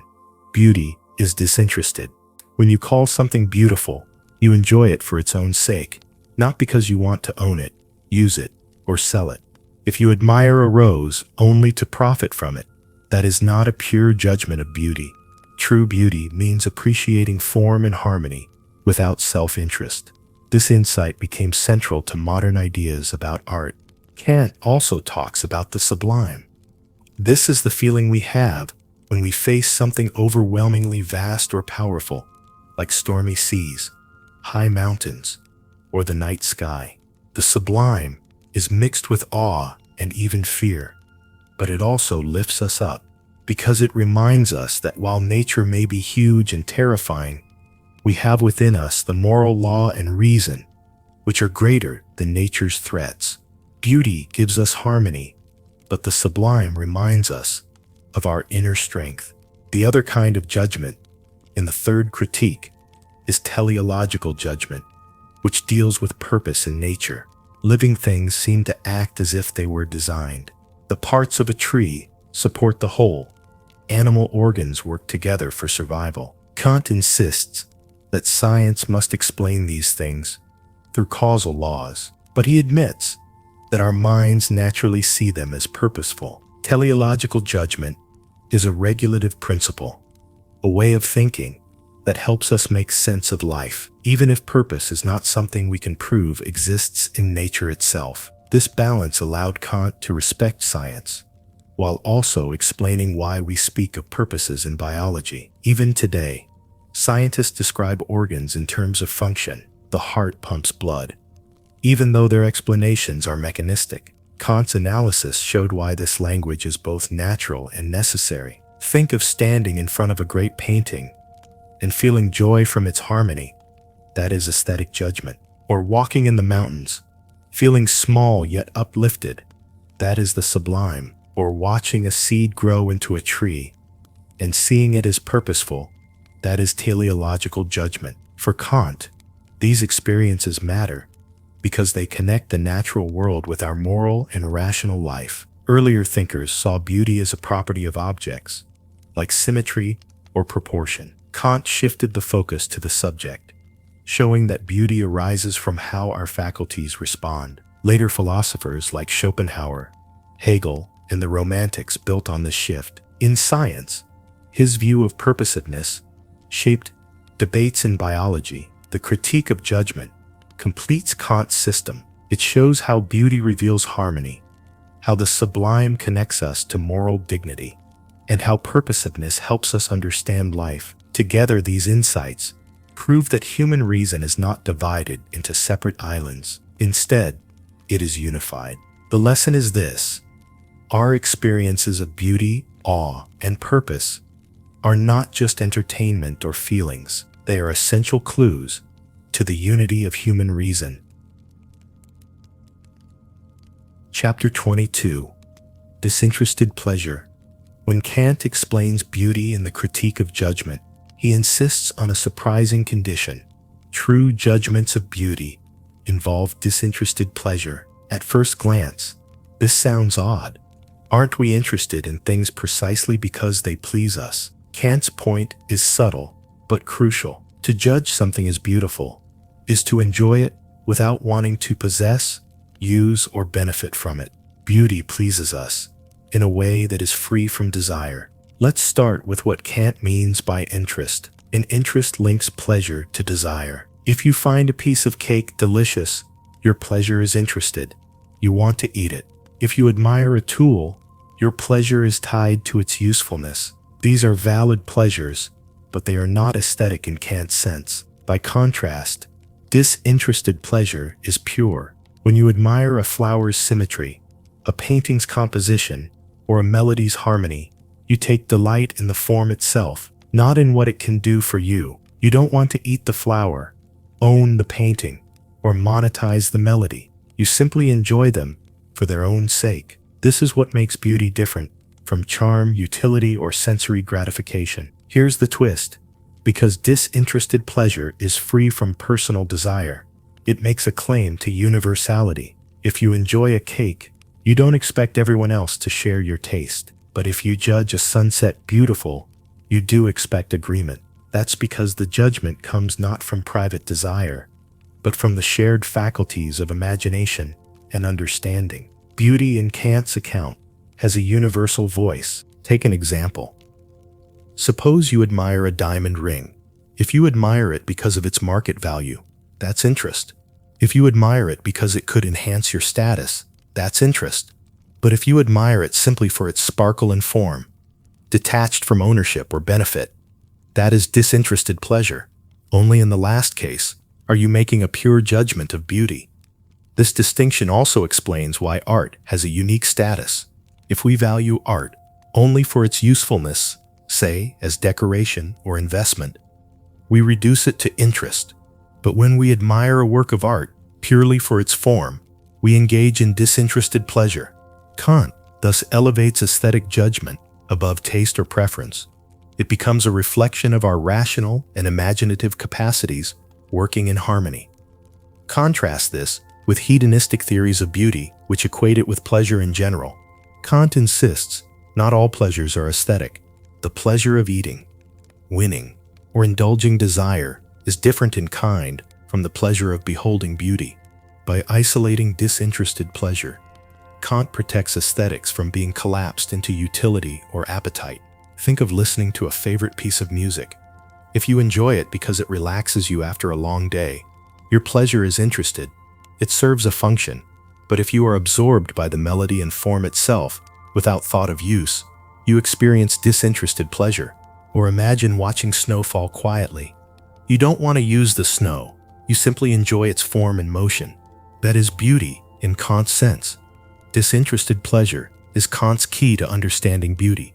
It separates aesthetic judgment from appetite, desire, and utility, showing that beauty is valued for itself alone.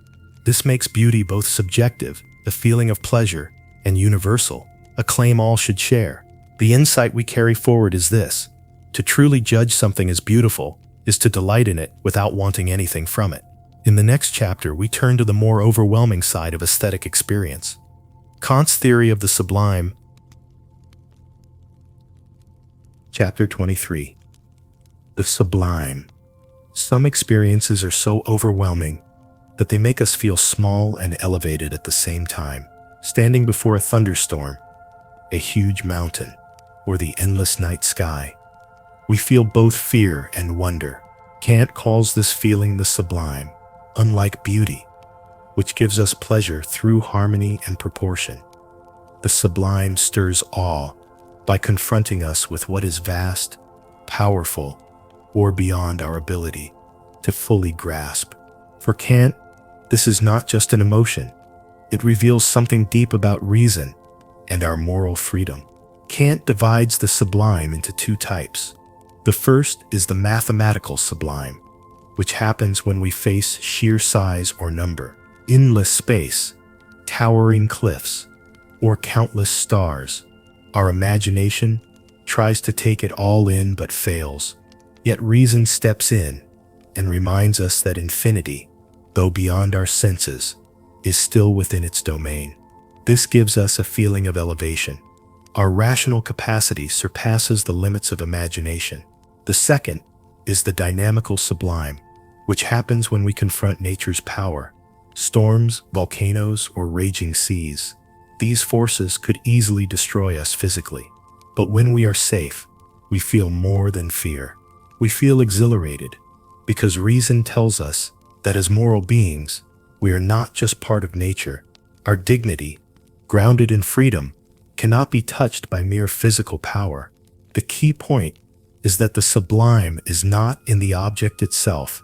A mountain is just rock. A storm is just weather. The feeling comes from our response, from the clash between imagination and reason.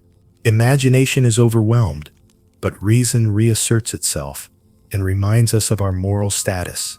Think of watching a rocket launch. The force and scale dwarf human fragility.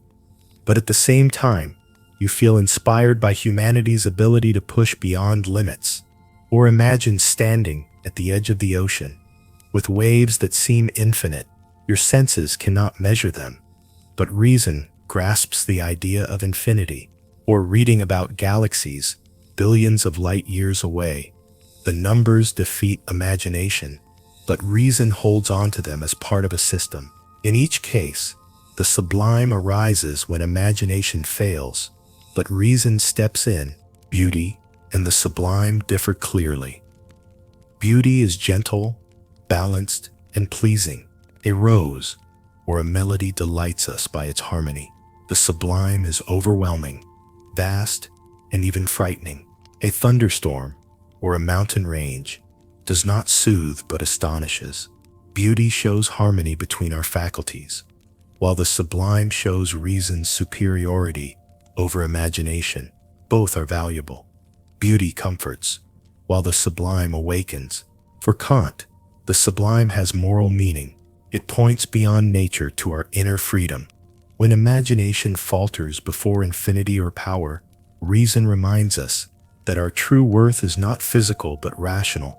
We cannot control storms or cosmic distances, but we can legislate moral law for ourselves. This realization produces awe and respect rather than despair. Earlier thinkers like Edmund Burke describe the sublime mainly as fear, mixed with pleasure at a safe distance. Kant agrees partly, but he goes further. For him, the sublime is not just emotional thrill. It reveals how reason rises above nature and shows our independence as rational beings. The sublime is not about prettiness or comfort. It is about awe, excess, and the mind's triumph over its limits. It arises when imagination breaks down, but reason rises higher, reminding us of freedom and dignity. The lesson we carry forward is this: experiences of the sublime awaken us to the truth that we are more than natural creatures. We are rational agents whose worth surpasses nature itself. Chapter 24. Purposiveness in Nature. When we look at nature, we often see more than raw mechanism. We notice order, structure, and fitness of parts. The way flower petals attract bees, the way the heart pumps blood for the whole body, or the way ecosystems sustain balance. Kant calls this sense of order purposiveness. In the Critique of Judgment, he explores how our judgment naturally interprets nature, as if it were designed for purposes, even though science explains it in mechanical terms. For Kant, this idea of purposiveness is a vital bridge between aesthetics and science. Purposiveness, according to Kant, is not a property of nature itself, but a way our judgment works. Our minds are inclined to see unity and purpose in natural forms. This does not mean nature is literally designed with intentions. Rather, our thinking functions best when we interpret it in a purposive way. Kant distinguishes two types of purposiveness. The first is formal purposiveness, which is the sense of harmony we find in natural forms without assuming an actual purpose. When we admire the symmetry of a snowflake or the elegance of a spiral shell, we see nature as if it were arranged for our aesthetic pleasure. This links purposiveness with beauty. The second is real purposiveness, or teleology, which we see in living organisms. Here the parts seem to exist for the sake of the whole, and the whole for the sake of the parts. A tree's roots, leaves, and trunk all support one another in a way that looks like intentional design. In biology, we almost cannot avoid thinking in purposive terms. Here is the twist. Kant insists that purposiveness is not knowledge of actual design. Science must explain organisms through causal laws, not by assuming divine intentions. Still, our minds naturally use purposive language to make sense of life. We say the heart pumps blood, bees pollinate flowers, or the lungs oxygenate blood. These are not just convenient metaphors. They express how our minds bring unity to complex systems. Think of gardening. You notice how roots search for water, stems turn toward the sun, and flowers open to attract insects.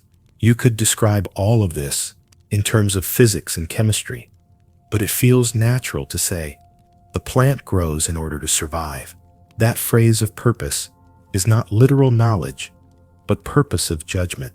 Or think of medicine. Doctors often describe the function of organs, what they are for. Strictly speaking, science studies only causes and effects, but purposive language helps us understand how parts relate to the whole. Before Kant, teleology was often treated as objective fact. Aristotle described nature in terms of final causes. Rain falls to nourish crops. Eyes exist in order to see. Early modern science, especially with Galileo and Newton, rejected this view and focused on mechanical explanation. Kant offered a middle path. He denied that purposiveness is an objective feature of nature, but also denied we can do without it.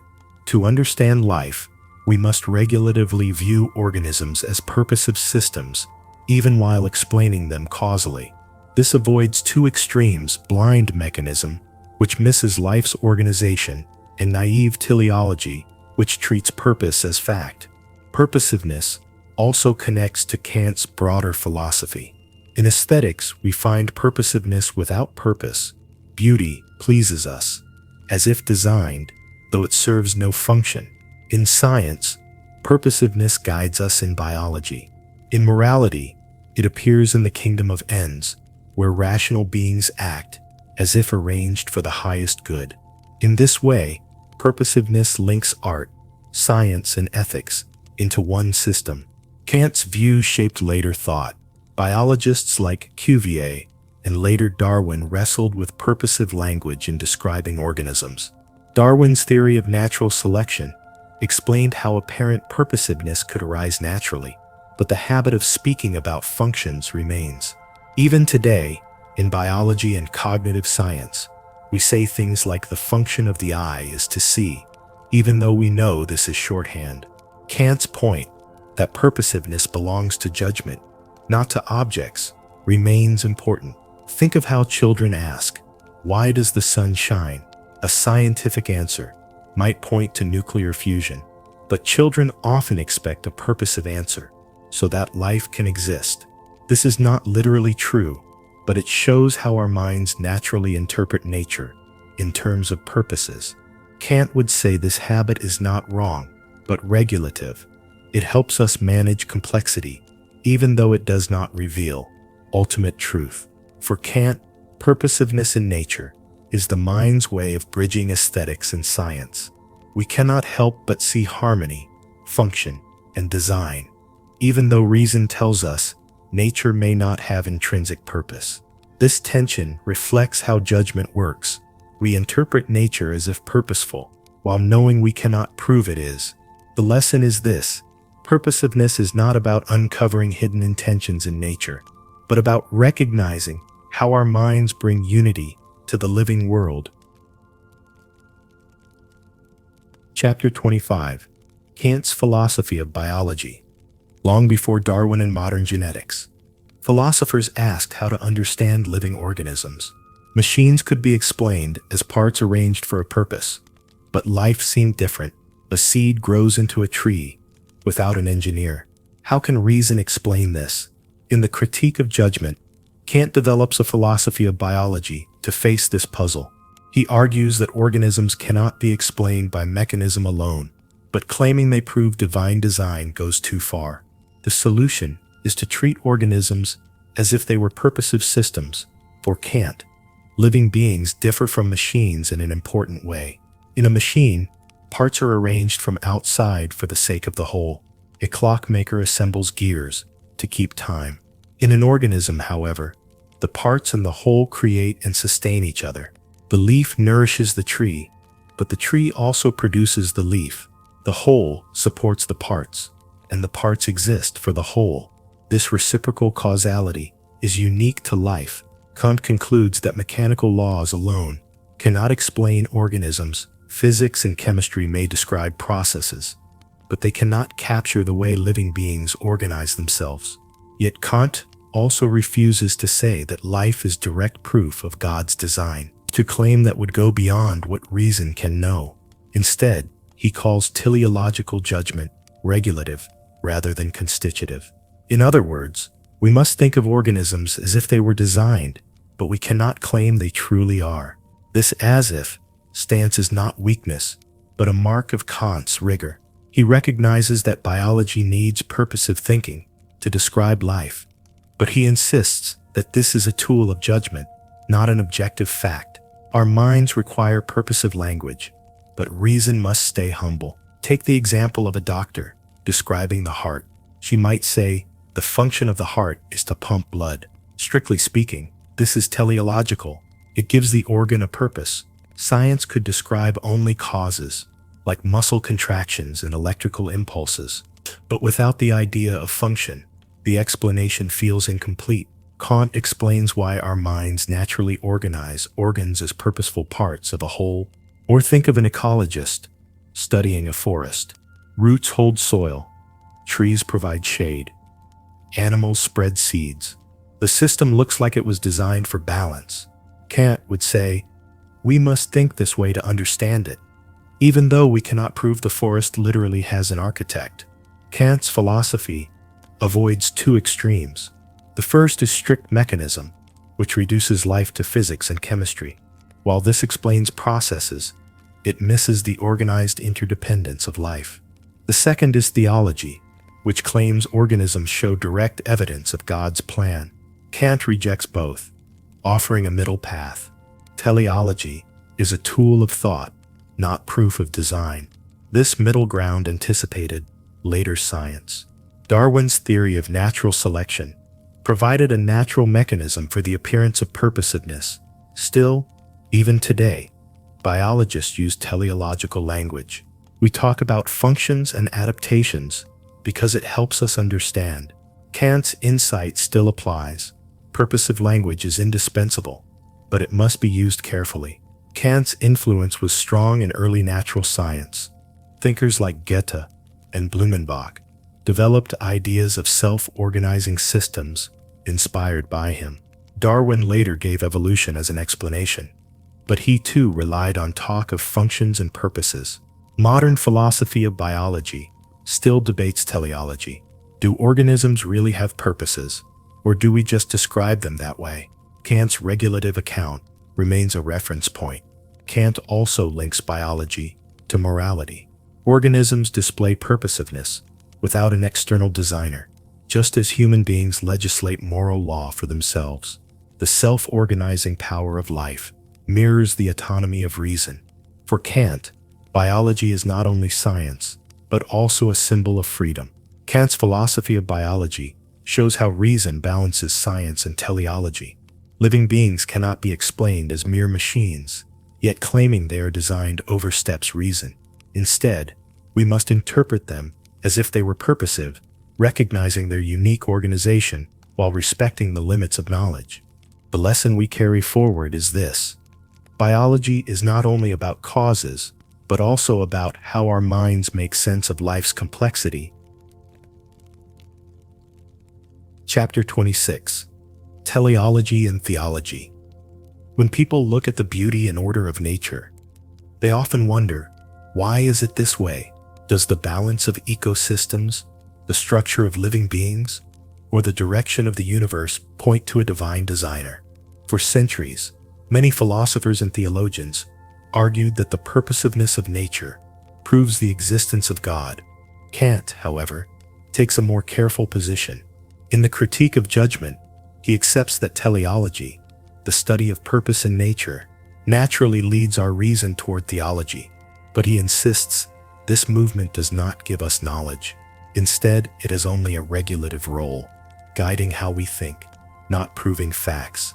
His aim was to protect faith without undermining philosophy. Kant distinguishes between two uses of teleology. The first is the regulative use. We must think of organisms as if they were purposive systems in order to make sense of them. Plants, animals, and ecosystems appear to be organized for functions, and this way of thinking helps us understand them. But this is not literal knowledge. It is a framework of judgment.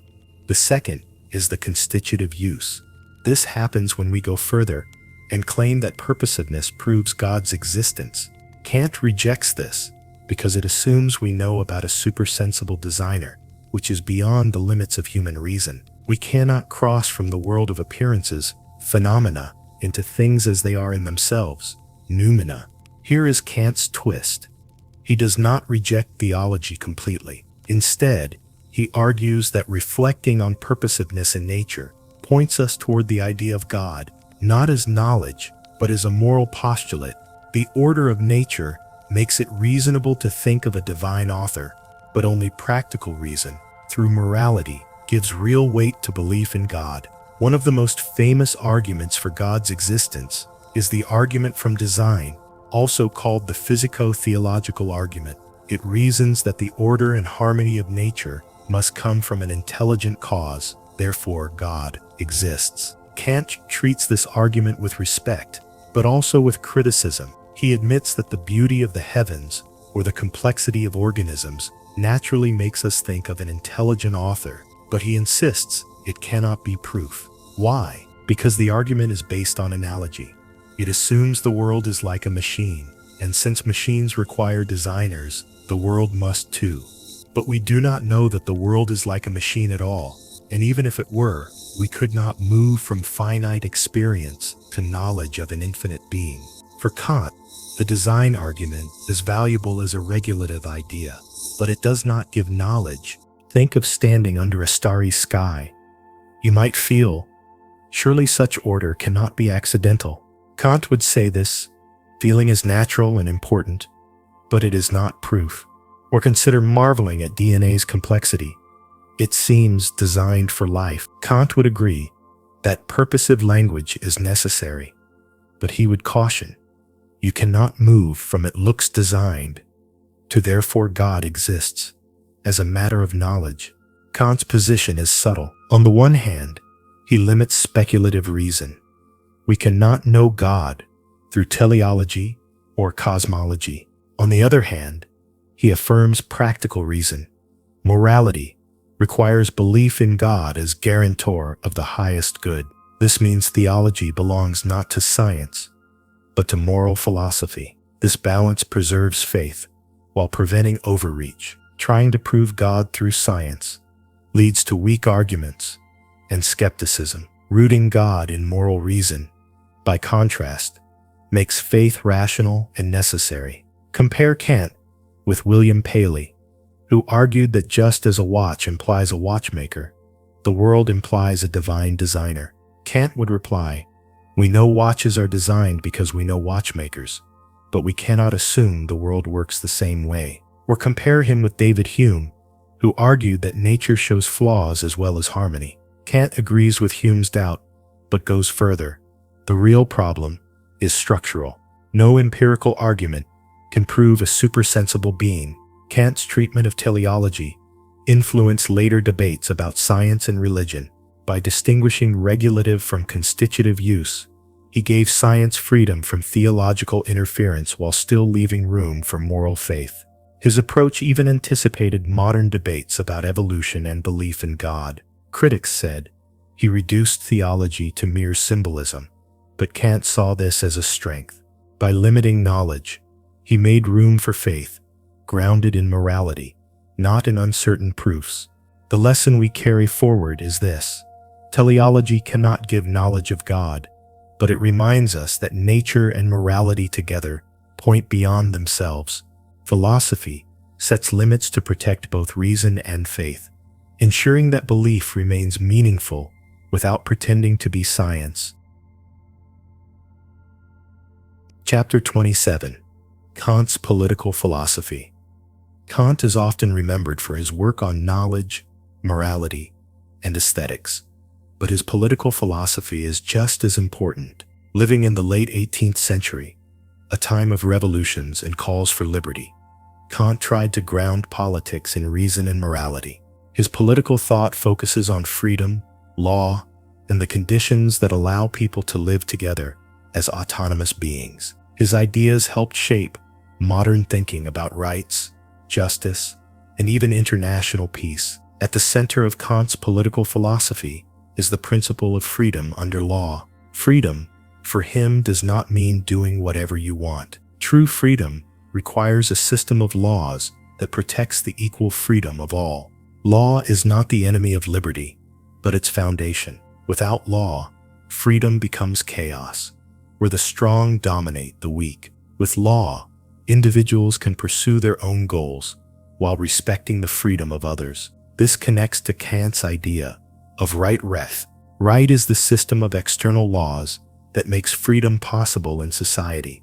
Moral duty governs the inner will, while right governs outer actions. A law is just only if it can coexist with the equal freedom of everyone.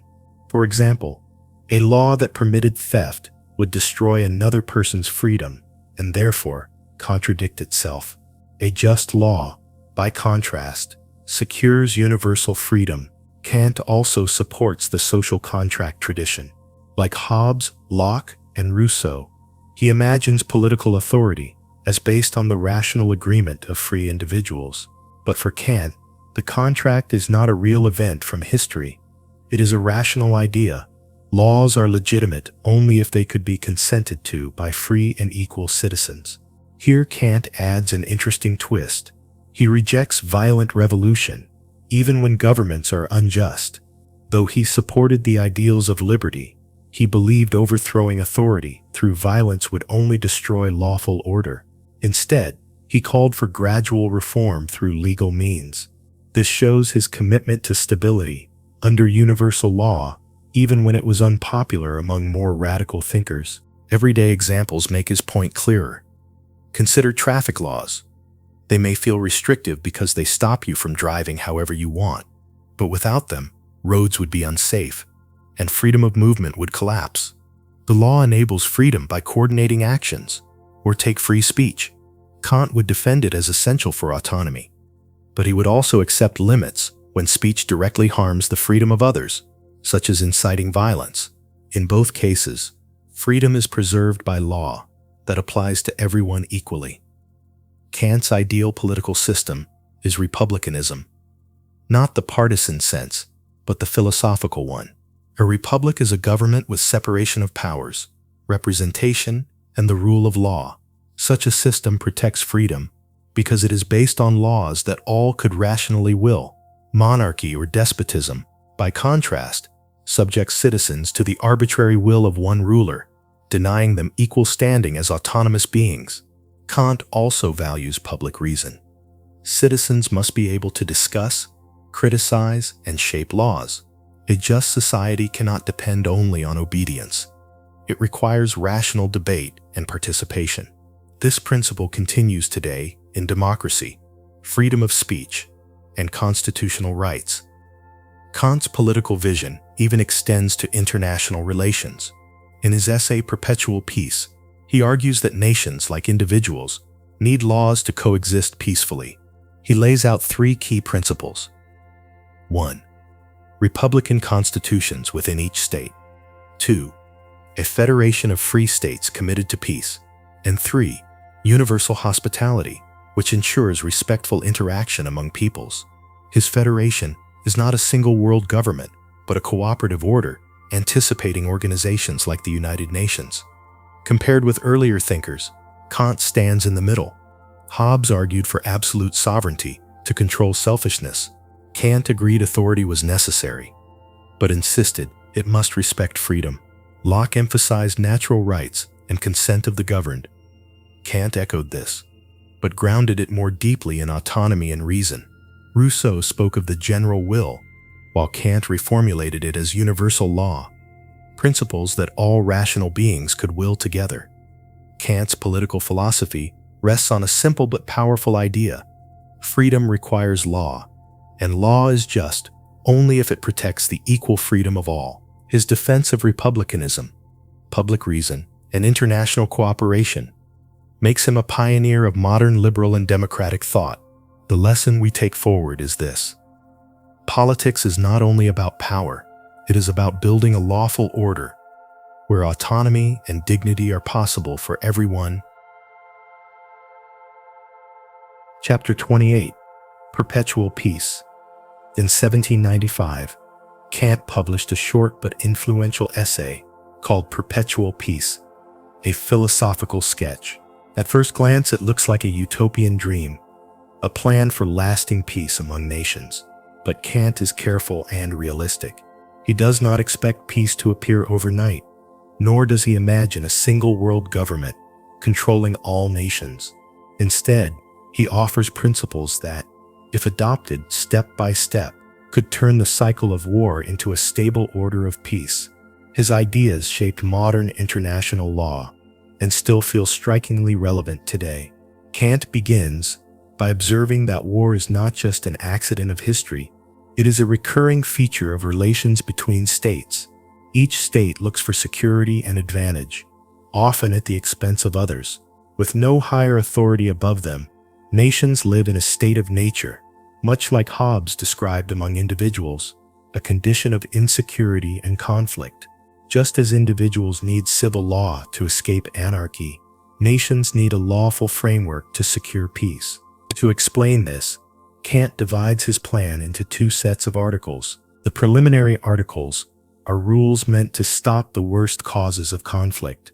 They forbid secret treaties that plant seeds of future wars, standing armies that threaten neighbors, and national debts taken on for fighting wars.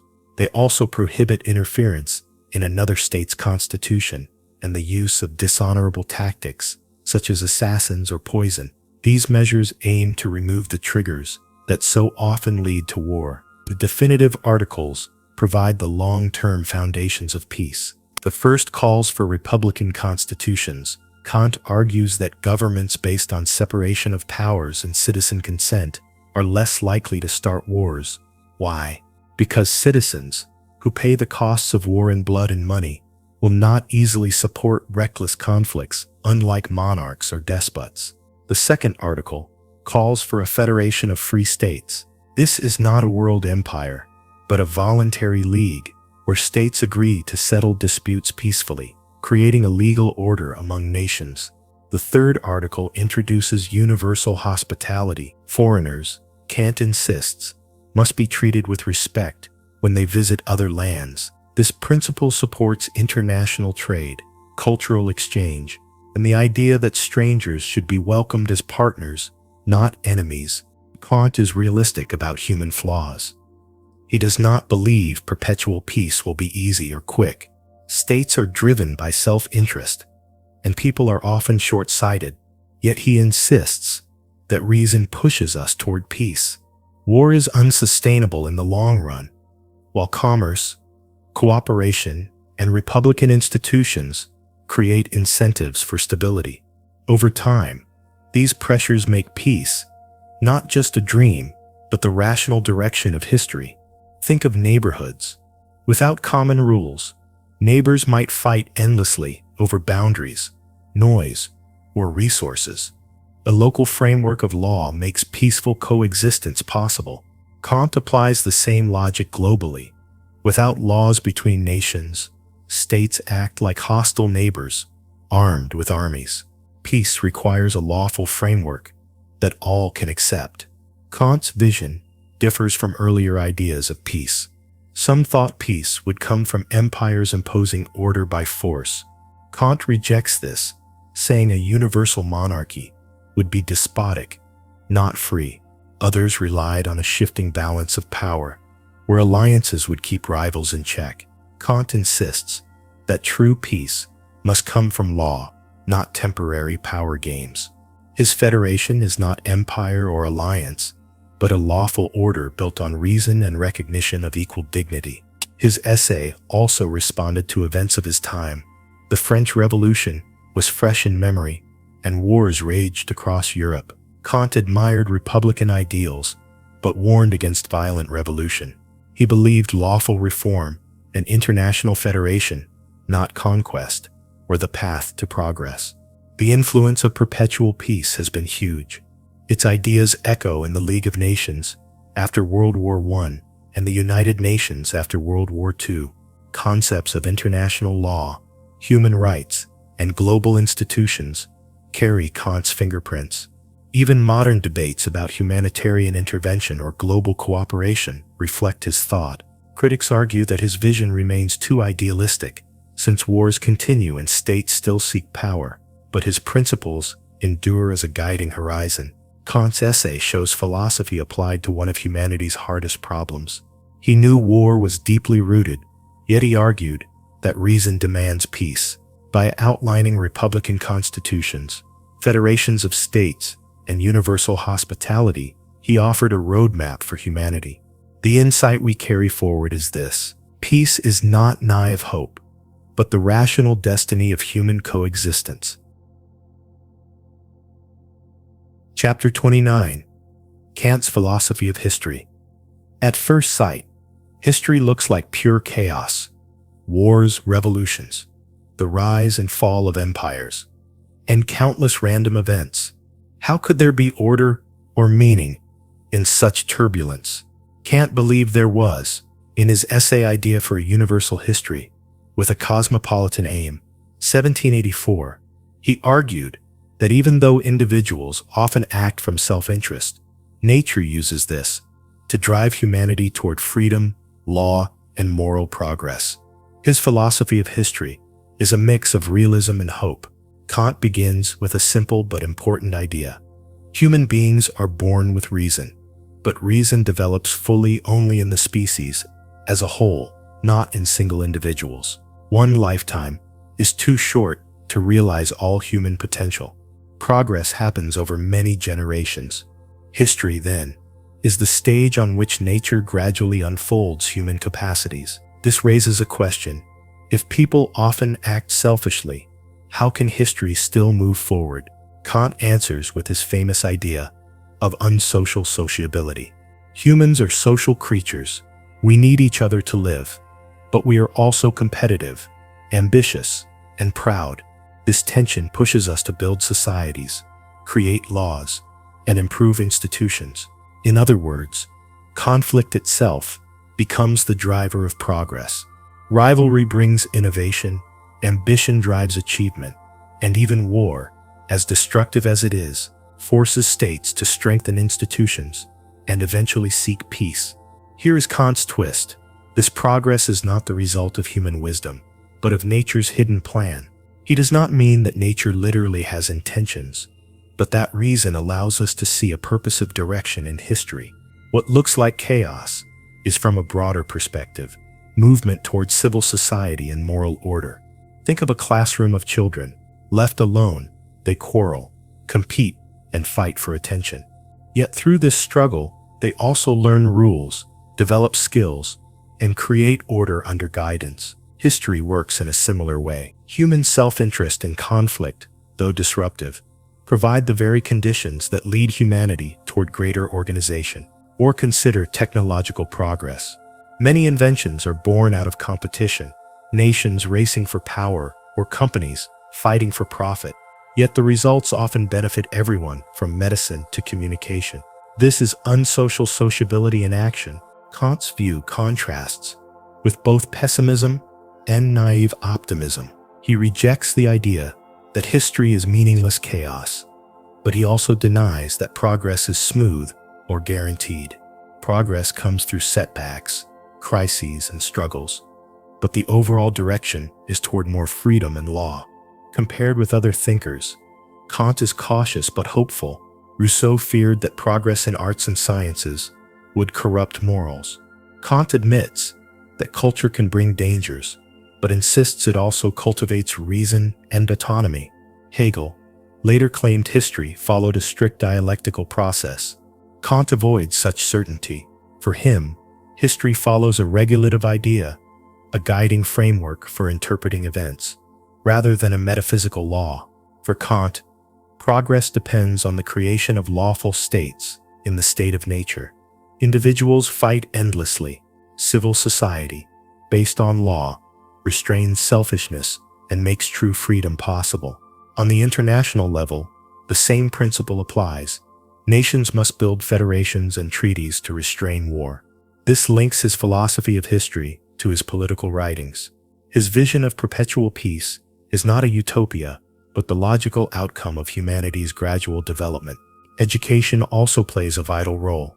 Each generation must pass on knowledge and moral progress to the next, helping the species advance over time.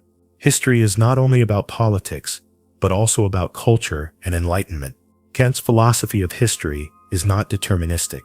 He does not think people are puppets of nature's plan. Human freedom is real, and individuals remain responsible for their choices. The hidden plan of nature does not excuse injustice or cruelty. Instead, it shows how even flawed or selfish actions can unintentionally contribute to humanity's long-term progress. The French Revolution, which took place during Kant's lifetime, illustrates his view. He saw its violence and excesses, but also its deeper meaning, the recognition of human rights and the demand for freedom. For him, such events reveal humanity's moral potential, even when carried out imperfectly. Kant's philosophy of history gives us a hopeful perspective. Beneath the apparent chaos of events, reason discerns a movement toward freedom, law, and moral progress.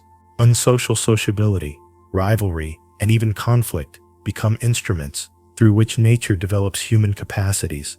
The insight we take forward is this: history is not meaningless repetition, but a rational process that over time guides humanity toward a cosmopolitan future. Chapter 30. What is Enlightenment? In 1784, Kant published one of his most famous essays, What is Enlightenment? His answer was direct and bold. Enlightenment is mankind's emergence from self-incurred immaturity. By immaturity, he meant the inability to think for oneself. For Kant, enlightenment was not about collecting information, but about courage. The courage to use your own reason instead of relying blindly on authority.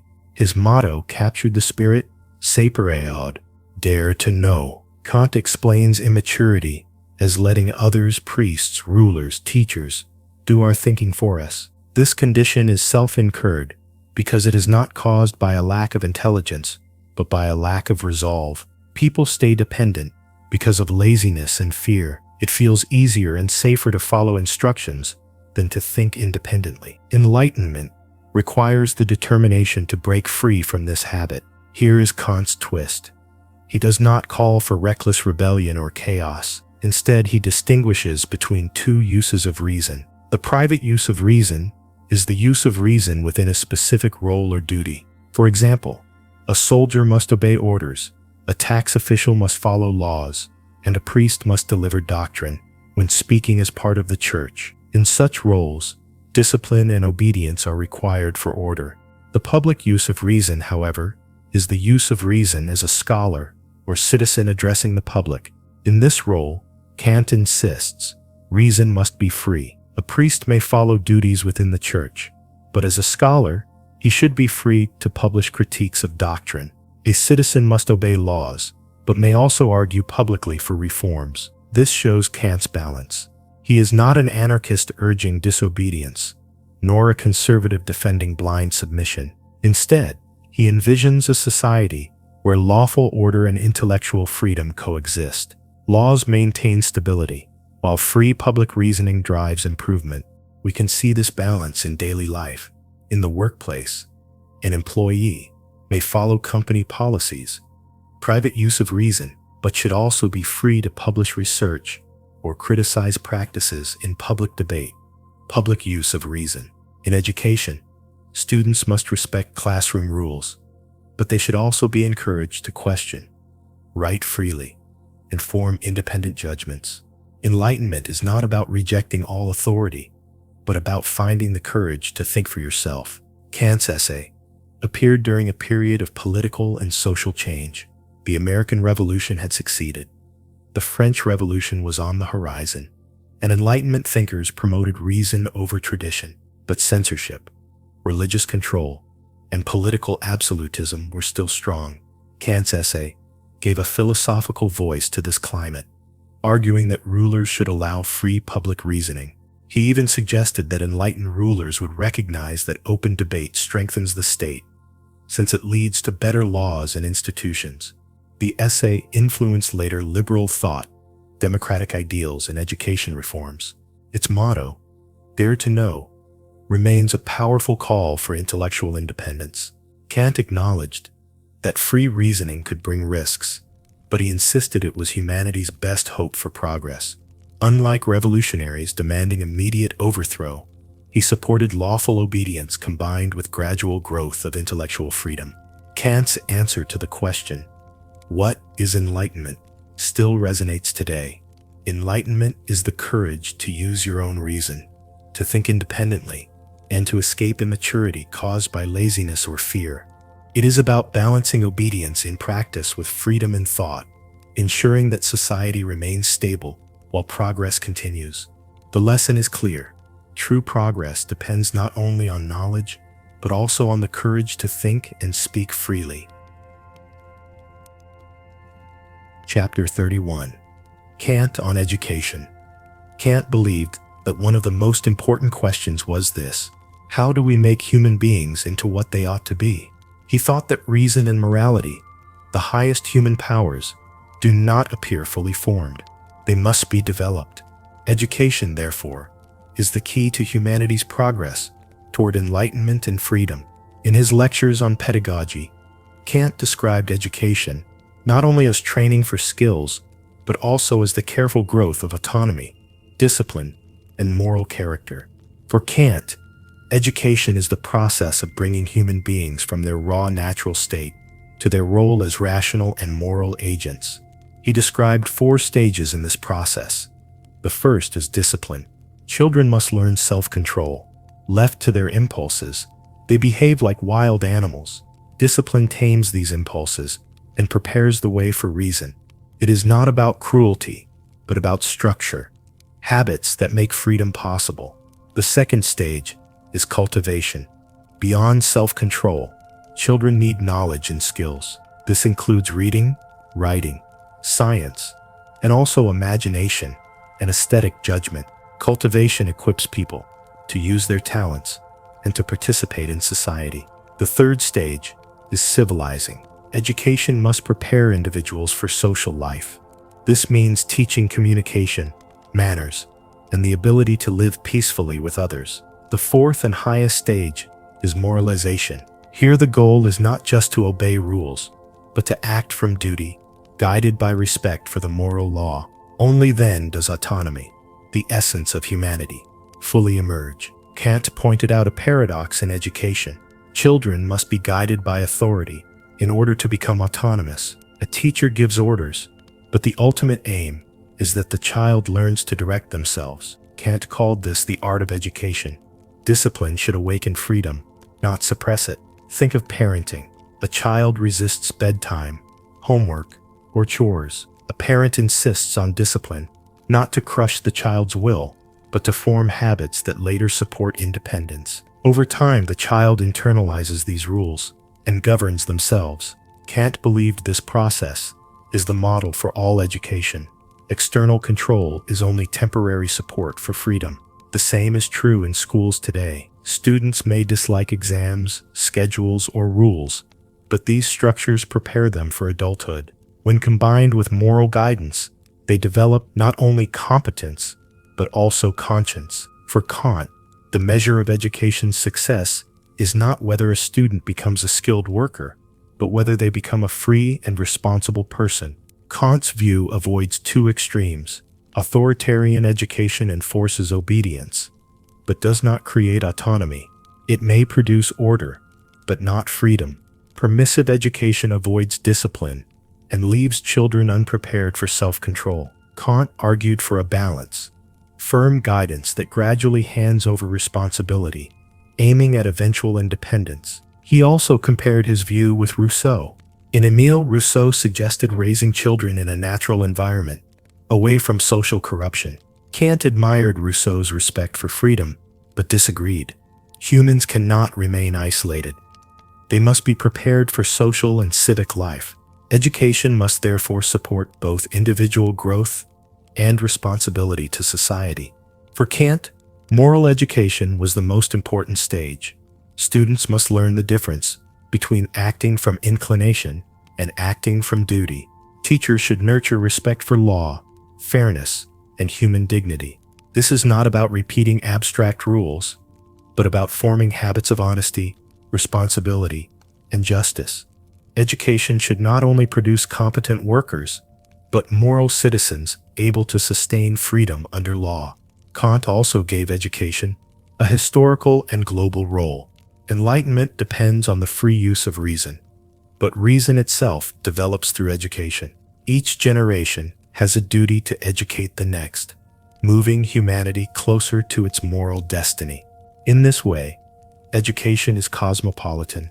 Schools are not just local institutions, but tools for the progress of humanity as a whole. Today, this vision resonates in the idea of education as a human right, essential for democracy, development, and peace. For Kant, education is the art of making freedom possible.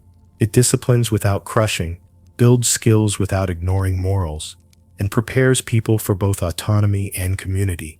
The child must be guided until they can guide themselves. The citizen must be shaped until they can govern through reason. The lesson is this: education is not just preparation for work, but the cultivation of humanity's highest powers: freedom, morality, and dignity. Chapter 32. Kant on Progress.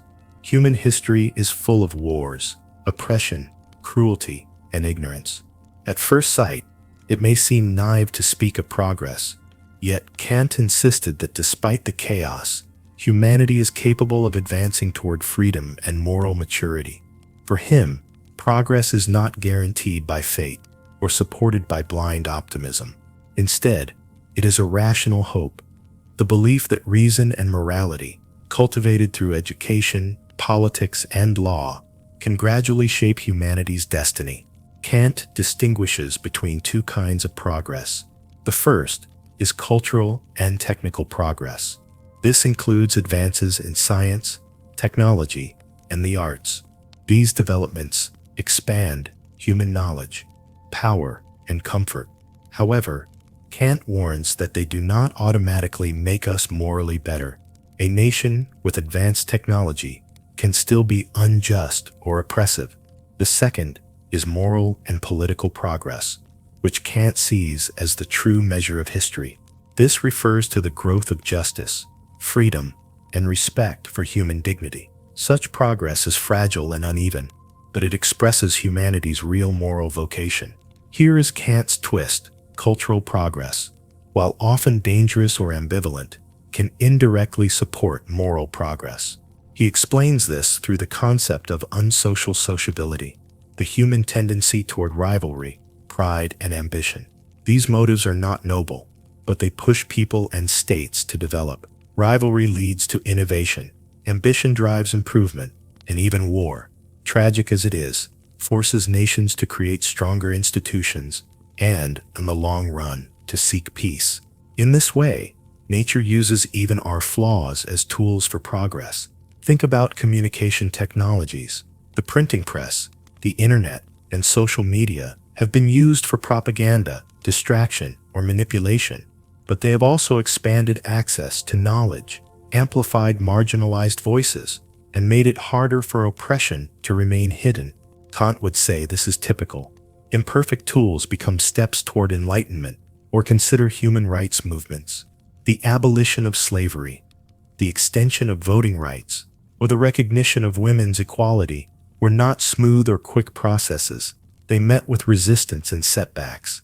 Yet over time, the idea of universal dignity has spread.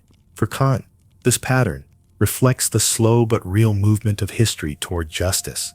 Kant's view of progress sits between two extremes. Unlike pessimists, he does not think history is meaningless chaos. Unlike triumphalists, he does not think progress is automatic or inevitable.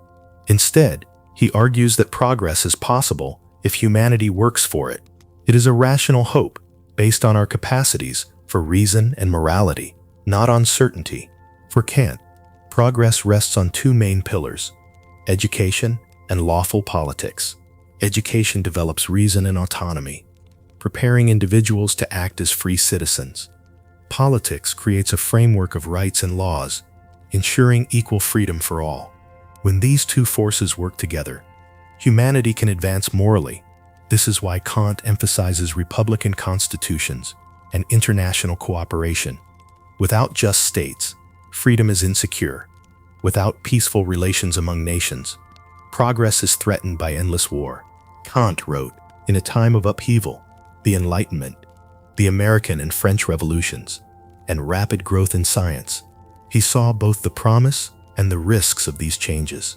The revolutions revealed humanity's longing for freedom, but their violence showed the dangers of impatience. For Kant, progress is real, but must come through lawful reform, not reckless revolt. His ideas have influenced later debates about democracy, human rights, and international law. The belief that history can tend toward justice continues to inspire global movements. Critics point to the persistence of injustice and conflict. Kant would respond that setbacks do not erase the rational hope for progress. Consider climate change. On one hand, it shows humanity's destructive use of technology. On the other, it has sparked global cooperation, scientific innovation, and moral reflection about duties to future generations. Kant would see this as another case where rivalry, ambition, and even greed push humanity to confront its responsibilities and move toward a higher moral order. For Kant, progress is not a straight line and never guaranteed. It is the rational hope that through education, politics, and moral effort, humanity can move toward freedom and dignity. Cultural and technical advances provide tools, but only moral progress fulfills our true purpose. The lesson we carry forward is this: despite setbacks, humanity has both the capacity and the duty to shape history toward a more just and peaceful world. Chapter 33. Religion within the bounds of reason alone. Religion has long been linked with mystery, authority, and ritual. Kant wanted to strip away these layers and ask what remains of religion when it is tested by reason in his book, Religion Within the Bounds of Reason Alone, 1793. He gives a radical answer. Religion should not rest on dogma, miracles, or church decrees, but on morality itself. True religion, for Kant, is nothing more and nothing less than recognizing our duty as divine command. This view was highly controversial in his time and remains striking today because it makes morality the core of religion and sharply reduces the role of external authority. Kant distinguishes between pure rational religion and historical religions. Pure rational religion arises from reason alone. It is the recognition that the moral law within us expresses the will of God. Historical religions, by contrast, are systems of doctrine, rituals, and institutions tied to traditions such as Christianity, Judaism, or Islam.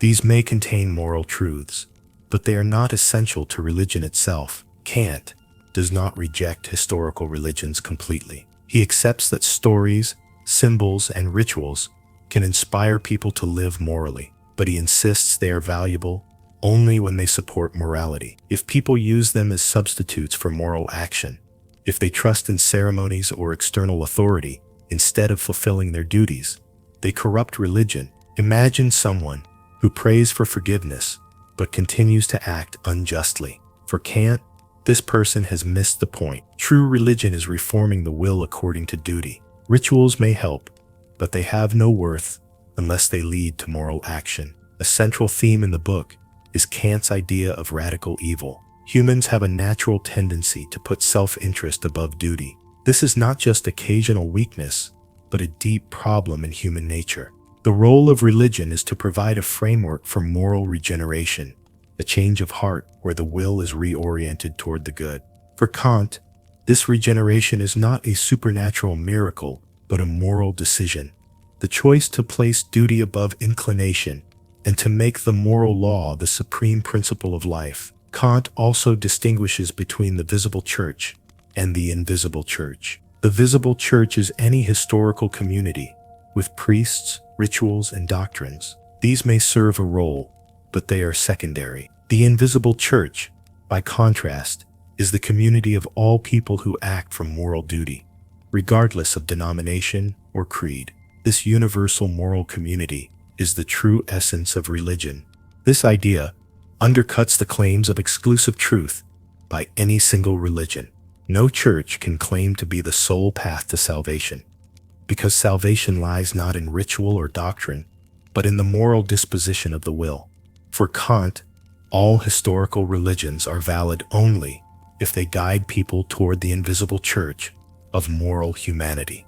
Think of someone who never attends formal worship, but consistently acts with fairness, honesty, and compassion. For Kant, this person is closer to true religion than someone who attends every ritual but lies or cheats in daily life. Religion is not about outward appearances, but about inner morality. His concept of the invisible church also encourages tolerance. Beneath different traditions lies a shared moral law. Kant's rational religion contrasts sharply with dogmatic religion, which bases faith on revelation, miracles, or unquestioned authority. Dogmatic faith often demands obedience to external rules, while Kant insists on autonomy. True religion must respect reason and cannot demand blind submission. This does not mean Kant denies God. He affirms God as a necessary moral postulate, the being whose will aligns with the moral law and whose existence guarantees the highest good. But he denies that we can know God through theoretical reason. We believe in God only through moral faith. Kant's book provoked controversy. Prussian authorities accused him of undermining Christianity, and many thought he reduced religion too far. Yet his influence was wide. Later theologians, like Schleiermacher and Ritschl, took inspiration from him, emphasizing inner morality over external dogma. Modern discussions of religion as ethics or humanism often trace their roots back to Kant. Critics argue that Kant emptied religion of its richness, its rituals, stories, and hope of transcendence. By making morality its essence, he seemed to make God unnecessary. Defenders respond that he rescued religion from superstition, made it rational, and made it universal. Imagine two people. One attends every ritual, but treats others with contempt. The other has no formal religion but acts with justice and compassion. Kant would say, the second is closer to true religion. This reversal of priorities, placing morality above ritual, captures the heart of his project. For Kant, religion within the limits of reason is moral faith. Its essence is not ritual, creed, or external authority, but the recognition of duty as divine command. Historical religions may help, but only the invisible church of moral humanity expresses the true spirit of religion. The lesson we carry forward is this: religion without morality is empty, and morality without religion is complete. Chapter 34. The highest good. Why do we try to be moral? If morality is about duty, then it seems independent of rewards. Yet Kant recognized a deep human concern, the hope that virtue and happiness somehow belong together. He called this harmony the highest good, summum bonum. It is not just an optional extra, but the ultimate horizon of moral life. Without it, morality could feel harsh or pointless. With it, moral striving connects to hope and faith. Kant begins with attention. Morality commands us to act from duty, not for reward. At the same time, human beings naturally seek happiness, the satisfaction of needs and desires. If morality ignored happiness completely, it would feel cold and alien. If morality promised happiness as a guaranteed reward, it would corrupt duty by making it self-interest. Kant's solution is careful. The highest good is the state where happiness is proportioned to virtue. This means that happiness is not the motive for morality, but its fitting consequence. Virtuous people should be happy, not because they seek it, but because the world ought to reflect harmony between morality and fulfillment. The highest good combines two elements: virtue, which is the supreme condition, and happiness, which reason demands as its proper companion. The problem, however, is clear. In our world, virtue and happiness rarely align. Good people often suffer, while bad people may prosper. Yet reason insists that they should harmonize. This demand points beyond the natural order toward a moral order that requires God as its guarantor. Think of a teacher who devotes her life to helping disadvantaged children. She gains little money or recognition and faces constant hardship. Her actions have moral worth regardless of the outcome. But reason also tells us she deserves happiness in proportion to her virtue. The highest good captures this intuition, a world where her sacrifice is not meaningless, but completed in harmony. Now imagine a corrupt politician who lies and manipulates to gain power and wealth. In ordinary life, he may enjoy success and comfort, but Kant argues that this is unjust. Happiness without virtue lacks legitimacy. True happiness must rest on moral worth. Other philosophies give different answers. Utilitarianism equates the good directly with happiness or pleasure. Kant rejects this, since happiness without virtue has no moral value. Stoicism identifies the good solely with virtue, ignoring happiness. Kant avoids both extremes.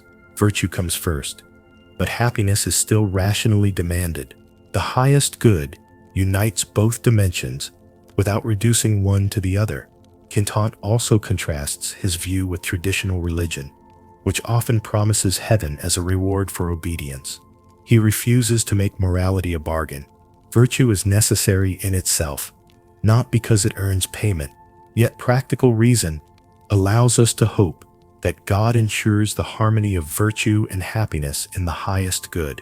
From this, Kant develops his postulates of practical reason. Since the highest good requires perfect virtue, and no finite life can achieve this, reason postulates the immortality of the soul. Since the highest good also requires the harmony of virtue and happiness, and nature does not secure this, reason postulates the existence of God as the moral author of the world. These postulates are not theoretical knowledge, but rational faith. We cannot prove God or immortality through speculative reason, but we must believe in them to sustain the hope that moral striving is not in vain. The highest good is Kant's way of reconciling duty with hope. Virtue is the supreme condition, happiness is its fitting result, and reason demands their harmony. Though this harmony is not guaranteed in this life, it grounds moral faith in God and immortality. The insight we carry forward is this: morality does not promise happiness, but it gives us the right to hope that virtue and happiness will finally come together. Chapter 35. Judgment and Genius. How do we explain creativity? A poem that moves us, a painting that astonishes, or a symphony that seems to touch the soul. These works cannot be reduced to simple rules, yet they are not random either. Kant, in his Critique of Judgment, explores this puzzle through his ideas of judgment and genius. Judgment is the ability to recognize harmony between imagination and understanding, while genius is the power to create original works of art. Together, they show how human creativity connects reason and beauty. Kant defines judgment as the faculty that links imagination and understanding. Imagination produces images, and understanding applies concepts, but judgment mediates between them. When we call something beautiful, judgment is at work. It recognizes a free harmony between imagination and understanding. Even though no rule forces this result, this makes aesthetic judgment both subjective, because it is felt, and universal, because it claims others ought to agree. But how do works of art come into existence? This is where genius appears. He describes genius as the talent for producing that for which no definite rule can be given. In other words, genius creates original works that cannot be explained by formulas. A true poet or painter invents forms that inspire without simply following set instructions. Importantly, Genius is not the same as skill. Someone can be highly skilled without being creative. Genius is the ability to produce what is new, surprising, and exemplary. Kant adds a twist. Genius cannot be taught, but its products can guide others. Two works of genius provide what he calls aesthetic ideas, images, and expressions that point to thoughts beyond what concepts alone can capture. The painting may suggest freedom, mortality, or transcendence without saying these directly. In this way, genius enlarges reason through imagination. Think of a great musician improvising. No manual dictates the notes, yet the result feels inevitable and moving. Or consider a novelist who invents characters so real they embody ideas like justice or love. These are examples of genius at work. They create something original that resonates universally. By contrast, a skilled artisan may craft a flawless chair by following rules, but this is not genius. Genius requires originality, not just technical mastery. Earlier thinkers often saw genius as divine inspiration, as if a spirit spoke through the artist. Kant brings this idea down to earth. Genius, for him, is not a mystical possession, but the natural gift of imagination and judgment, working together in extraordinary ways. The Romantics after Kant turned genius into almost a cult, celebrating the artist as a prophet or visionary. Kant is more cautious. Genius is powerful, but it must serve judgment. Without judgment, genius becomes chaos. Without genius, judgment produces dull correctness. Kant emphasizes that genius communicates through aesthetic ideas. These are imaginative representations that suggest more than concepts can define. For example, a painting of a stormy sea may evoke danger, freedom, and sublimity all at once. No definition can exhaust its meaning, but it stimulates thought and feeling. This is what gives art its unique power. It communicates indirectly through images and symbols, rather than directly through logic. This explains why genius is never mere copying. A work that only imitates nature may be pleasant, but does not open new horizons. Genius transforms experience into symbols that carry meaning beyond the surface. Think of Shakespeare's plays. His characters, Hamlet, Macbeth, Lear, are not just stories. They embody human dilemmas that remain sources of endless reflection. Or consider Beethoven's symphonies. They follow musical structure, but overflow with emotion and depth, expressing what words cannot. These works show Kant's point. Genius produces aesthetic ideas that enrich the mind. At the same time, Kant warns that genius is not an excuse for chaos or self-indulgence. True creativity still requires form and communicability. A work so chaotic that no one can understand it fails to achieve universality. Genuine genius is original, but it also sets standards for taste. Its works become exemplary. Others may imitate not by copying, but by being inspired to create in the same spirit. Kant's reflections on judgment and genius reveal how creativity bridges imagination and reason. Judgment recognizes harmony. Genius produces originality that expands thought. The works of genius art, filled with aesthetic ideas, remind us that reason is not limited to dry logic, but is enriched through imagination. The lesson we carry forward is this: genius cannot be taught, but its creations guide humanity by opening new worlds of meaning. Chapter 36. Teleology and Art and Nature. When we admire a painting or study an organism, we often describe them in similar ways: parts working together, forms arranged with purpose, beauty arising from order. Kant, in the Critique of Judgment, seizes on this parallel. Both art and nature seem to show purposiveness, the appearance of being for something. Yet while art truly is created with intention, nature only appears purposive to our judgment. By comparing the two, Kant deepens our understanding of creativity, beauty, and life. Kant distinguishes between two kinds of teleology, or the study of purpose. In art, purposiveness is real. An artist shapes the whole and arranges the parts to serve it. A novelist designs every event to fit the story. A composer arranges notes to fit the symphony. Here, purposiveness belongs to the object itself, because it comes from the artist's intention. In nature, organisms and systems also look purposive. The heart seems made to pump blood, leaves to capture sunlight, ecosystems to sustain balance. Yet here, we must be cautious. Unlike art, nature has no external author we can know. Its purposiveness is not constitutive, but regulative, a way our judgment interprets life to make sense of it. This is Kant's twist. In art, purposiveness is genuine, while in nature, it is only a principle of judgment. We cannot prove that nature is literally designed, but we must treat it as if it were, because otherwise we cannot study living systems coherently. Think of a cathedral. Its architecture has obvious purpose. Pillars hold the roof, windows let in light, sculptures tell stories. Now think of a tree. Roots anchor it, leaves take in sunlight, flowers attract pollinators. The tree looks as if it was designed, but unlike the cathedral, no human architect planned it.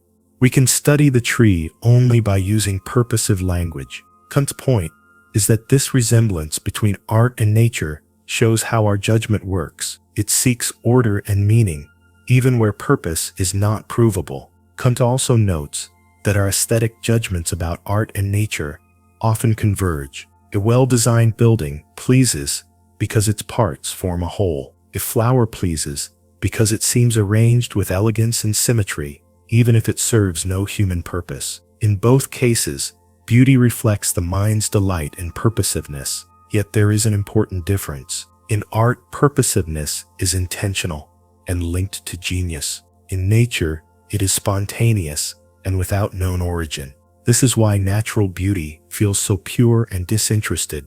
Organisms, for Kant, are unique. Machines are assembled from outside.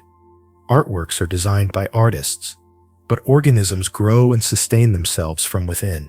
A bird's wings are not attached externally, but develop as part of the whole body. This makes organisms resemble art on a higher level. They are not products of genius, but of nature's self-organization. Still, Kant refuses to claim they prove divine design. Instead, he says organisms require us to use teleological judgment. We must describe them in purposive terms, even though we cannot know their ultimate purpose. Earlier thinkers like Aristotle explain nature with final causes. Rain falls to nourish crops. Eyes exist to see. Early modern science rejected this, insisting on mechanical explanations. Kant finds a middle path. He accepts that physics and chemistry explain much, but when it comes to life, we cannot avoid purposive language. Unlike Aristotle, however, he insists this is not knowledge of causes, but only a way of judgment. Compared with later romantics, who saw nature as filled with spirit, Kant is more restrained. For him, teleology is not an objective property of the world, but a reflective principle of the mind. Think of a beehive. We say bees build combs in order to store honey. Biology could describe the behavior mechanistically, but purposive language better captures the organized complexity. Or consider the eye. Biologists say it is for seeing, even while explaining its evolution through physical processes. Kant explains why our judgment naturally organizes knowledge in purposive terms, even when final causes remain unknown. By comparing art and nature, Kant also refines his view of genius. Genius creates works that inspire thought beyond concepts. Nature, though not made by genius, often generates a similar effect. A stormy sky may symbolize power. A flower may suggest harmony. In both, purposiveness awakens imagination and reason together. Kant even describes nature as if it were art that produces itself. Finally, Kant links purposiveness to morality. In art, purposiveness reflects human creativity, the ability to bring form out of freedom. In nature, purposiveness reminds us of our own moral vocation.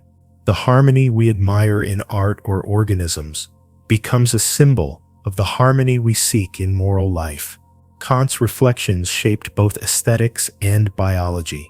Thinkers like Goethe saw organisms as living works of art.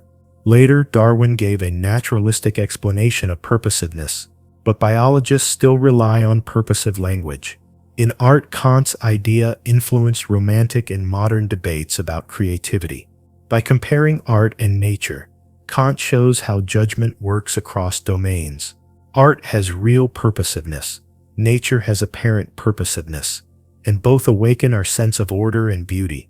The lesson is this: whether looking at a painting or a living organism, we cannot help but see purposiveness, and in doing so, we glimpse the deep connection between creativity, life, and reason. Chapter 37. The Sublime in History. We usually think of the sublime in terms of storms, mountains, or vast starry skies. But Kant also suggests that history itself can be sublime. When humanity faces overwhelming events, revolutions, struggles for freedom, or moments of moral heroism, we feel both the smallness of individuals and the greatness of reason and moral resolve. History, in its most dramatic episodes, becomes a theater of the sublime, where human dignity shines against the backdrop of chaos and danger. Kant defines the sublime as the experience of being overwhelmed by something vast or powerful, only to recognize that reason and morality rise above it. In natural sublimity, imagination fails before infinity or might, but reason asserts its superiority. In history, a similar pattern emerges. Events may terrify or awe us, but they reveal the moral capacity of humanity. One of Kant's clearest examples comes from the French Revolution. Writing in the 1790s, he admitted the revolution was marked by violence, instability, and even horror. Yet he insisted that the sight of people risking everything for freedom had sublime significance. Even if the revolution failed in practice, its mere attempt revealed humanity's moral potential. It showed that human beings are capable of sacrificing comfort and security for the principle of autonomy. Here's the twist. For Kant, the sublimity of history is not about success, but about intention. The revolution may falter, but the willingness of people to strive for freedom evokes awe. The sublime here lies in humanity's moral vocation, not in political outcomes. Think of moments when people rise up against oppression, even at great risk. Citizens protesting peacefully against authoritarian regimes, workers demanding dignity, or individuals speaking truth to power despite threats. Such acts can strike us as sublime. They may not succeed immediately, but they reveal a moral greatness that transcends fear. Or consider humanitarian efforts in times of disaster. Volunteers risking their lives to save strangers during earthquakes, floods, or wars evoke the same feeling. The recognition of something larger than survival, a moral dignity that surpasses nature's threats. Beauty in history might be found in order, stability, or cultural achievement, say, the harmony of a well-run republic, or the elegance of a flourishing civilization. Sublimity, by contrast, arises in struggle, excess, and moral daring. Beauty comforts. The sublime unsettles, but uplifts. A peaceful city is beautiful. A revolution for justice, though turbulent, is sublime. The sublime in history underscores Kant's belief in human dignity. Nature can overwhelm us physically, but it cannot crush our moral freedom. Similarly, political powers and historical forces may seem overwhelming, but when individuals act from duty and principle, they reveal their independence from mere necessity. This is why Kant regards moral courage as sublime. It shows that reason and freedom transcend material vulnerability. The historical sublime also ties into Kant's philosophy of progress. Even if revolutions fail, wars devastate, and empires fall, the record of moral striving testifies to humanity's direction. Each sublime event becomes a signpost pointing toward a more just future, even if the path is rocky. Edmund Burke, who also wrote about the sublime, emphasized terror mixed with delight. For him, the sublime was largely about the emotional thrill of confronting danger at a distance. Kant redefines it. The sublime reveals our moral capacity, not just our emotions. This reinterpretation allows him to apply the concept to history, not just nature. Later thinkers like Hegel would interpret revolutions as stages in the unfolding of spirit. Kant is more cautious. He does not claim history necessarily advances through these events, but rather that they symbolize humanity's potential. The sublime is not proof of progress, but a sign of moral destiny. Think of the fall of the Berlin Wall in 1989. The image of citizens dismantling a symbol of oppression was not merely political, it felt sublime. The wall itself was massive and intimidating, but the courage of ordinary people revealed the power of freedom over fear. Such historical moments resemble Kant's example of the French Revolution. They awe us because they show moral resolve exceeding material power. Kant's idea of the sublime in history shows that the grandeur of humanity is not found only in nature's vastness, but in our moral struggles. Revolutions, protests, and acts of courage overwhelm us, but they also reveal freedom's dignity. The insight we carry forward is this: history is sublime when it displays not mere power or success, but the willingness of human beings to act from principle, even against overwhelming odds. In the next chapter, we turn to Kant's Anthropology, where he shifts from sweeping historical visions to a closer study of human nature in everyday life. Chapter 38. Kant's Anthropology. Kant is often remembered for his difficult critiques, but one of his most popular works during his lifetime was very different. In 1798, he published Anthropology from a pragmatic point of view, based on decades of lectures. Unlike the dense critiques, this book was lively, filled with comments about everyday life, habits, and cultural differences.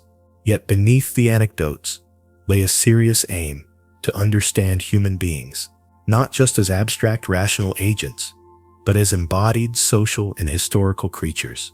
Kant distinguishes between two kinds of anthropology. The first is physiological anthropology, which studies humans as natural beings, focusing on bodily functions, instincts, and inherited traits. This belongs to biology and medicine. The second is pragmatic anthropology, which was Kant's own focus. This studies humans as free agents, capable of shaping their own destiny. It asks how people use reason in daily life, how they form cultures, pursue happiness, and live together in society.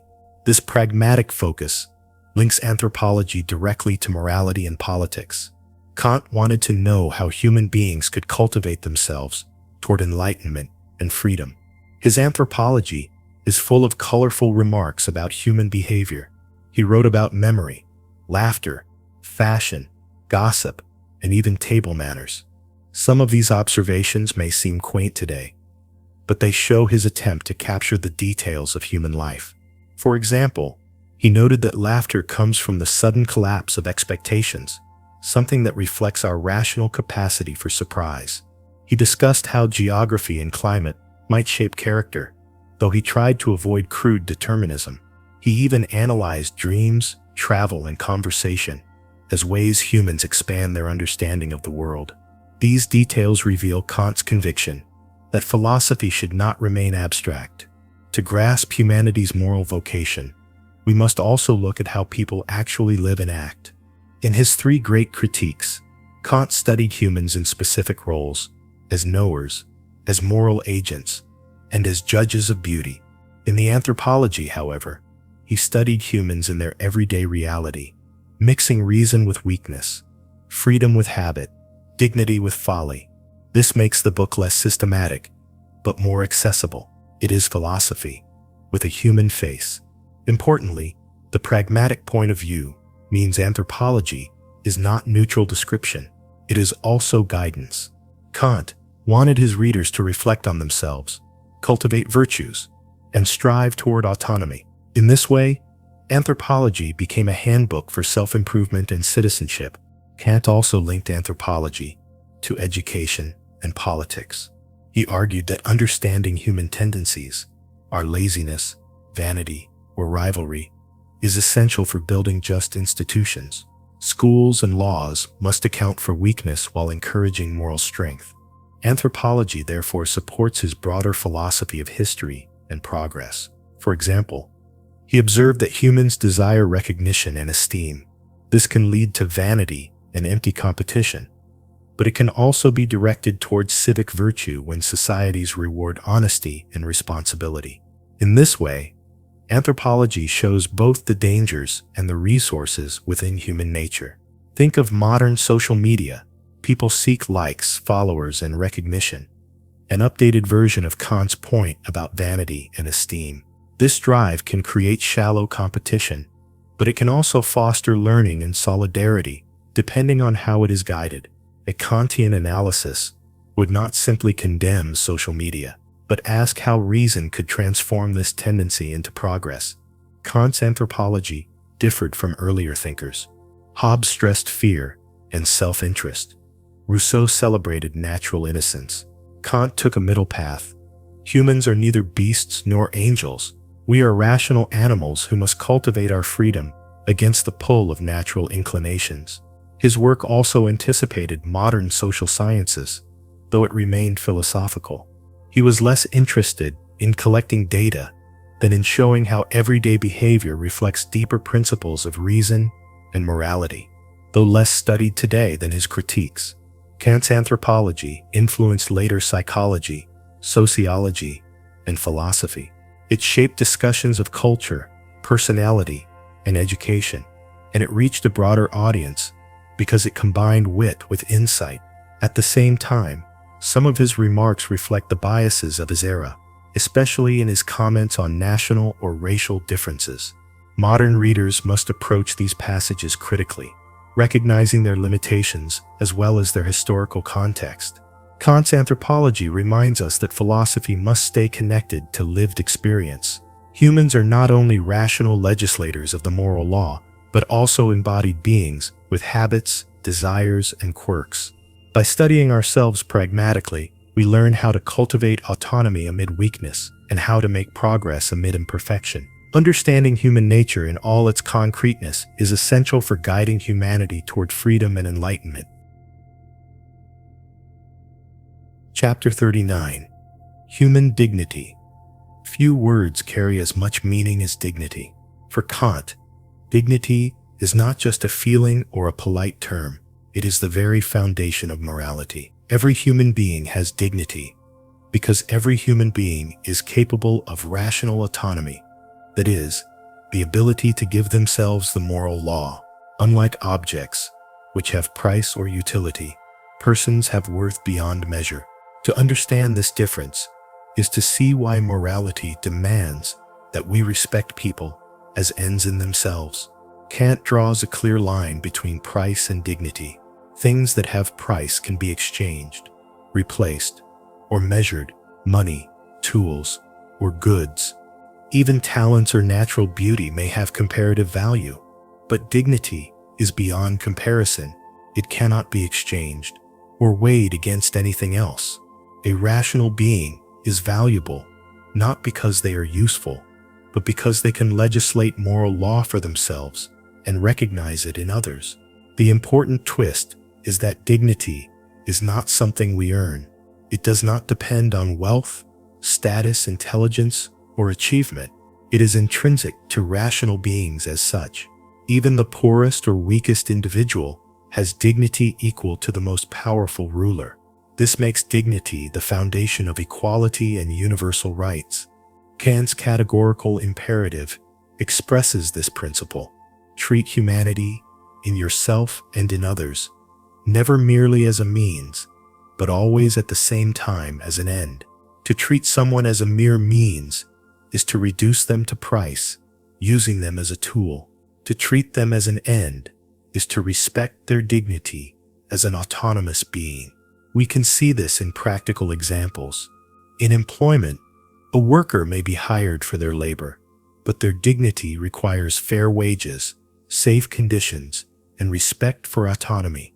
To exploit them only for profit is to deny their dignity.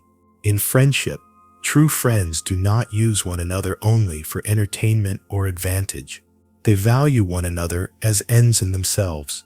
That respect, beyond usefulness, is what Kant means by dignity in everyday life. Many moral theories ground value in outcomes, like utilitarianism, which measures worth by happiness or pleasure.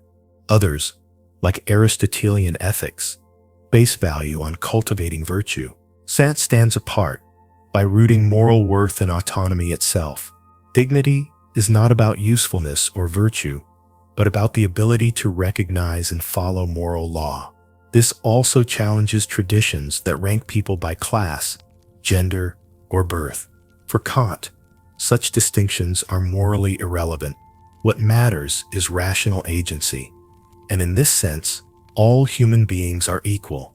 Human dignity is also the basis of Kant's political and ethical principles. It grounds human rights, since laws must respect every person as an end. It underlies justice, because treating people as expendable violates equality. It even shapes punishment. Kant argues that punishment must treat offenders as responsible beings, not as animals to be controlled. Even in guilt, a person's dignity must still be recognized. This principle continues to resonate in modern debates about human rights, bioethics, and international law. The very idea of crimes against humanity rests on Kant's claim that each person has dignity that cannot be violated without outrage. Kant's concept of dignity transforms morality by shifting value from external price to intrinsic worth. It provides the foundation for equality, rights, and respect. Every person, simply by being rational and autonomous, must be treated as an end in themselves. Dignity is not earned, measured, or conditional. It is the inalienable worth of every human being. Chapter 40. Cosmopolitanism. What does it mean to be a citizen of the world? For Kant, this question was serious, not rhetorical. In his political and historical writings, he developed the idea of cosmopolitanism, the belief that human beings, while members of nations and states, ultimately belong to a single moral community. This vision extends his ideas of dignity, autonomy, and perpetual peace onto the global stage. It was radical in his time and remains challenging today, as humanity continues to struggle with nationalism, inequality, and global interdependence. Kant begins with a simple idea: every human being has dignity because of rational autonomy. If dignity is universal, then respect cannot stop at national borders. Just as justice within a state requires laws that protect freedom for all citizens, justice on a global scale requires principles that protect freedom for all people. This is the essence of cosmopolitanism. In his essay Perpetual Peace, Kant describes cosmopolitanism as the third level of law. The first is civil law, which governs relations within a state. The second is international law, which governs relations between states. The third is cosmopolitan law, which governs relations between individuals across borders. Cosmopolitan law is grounded in the principle of universal hospitality, the right of a stranger not to be treated with hostility when they arrive on foreign soil. This does not mean unlimited residence rights, but it does mean the right to respectful treatment. Kant links this principle to the idea that humanity shares the earth and must learn to coexist peacefully. Here is Kant's twist. He does not advocate for a single world government, which he feared would become despotic. Instead, he imagines a federation of free states that respect one another and extend rights to individuals globally. This model allows for diversity of cultures and governments, while ensuring shared moral principles. We can see this in practice today. The traveler crossing borders expects safe passage and fair treatment. Migrants and refugees seek dignity, not hostility. Global commerce depends on respect for workers, consumers, and communities, regardless of nationality. Humanitarian aid during disasters expresses the same principle. People recognize a duty to help others as fellow members of a shared world. Kant's cosmopolitanism stands in contrast to nationalism, which privileges one's own country above others. National pride can create unity, but it can also fuel exclusion and conflict. Cosmopolitanism does not deny love of country, but it insists that respect for universal human dignity must always come first. States are necessary to secure freedom within borders. But without cosmopolitan law, states fall into rivalry and war. Only by recognizing individuals as members of a global moral community can humanity move beyond cycles of conflict. Kant's vision anticipated many later developments. His principle of hospitality echoes in refugee rights, human rights conventions, and international law. His federation of free states foreshadows the United Nations and other global institutions. His insistence on a shared moral community influenced modern debates on global justice, from economic inequality to climate change. Critics argue that cosmopolitanism is too idealistic. Nations guard their sovereignty, and international institutions often lack power.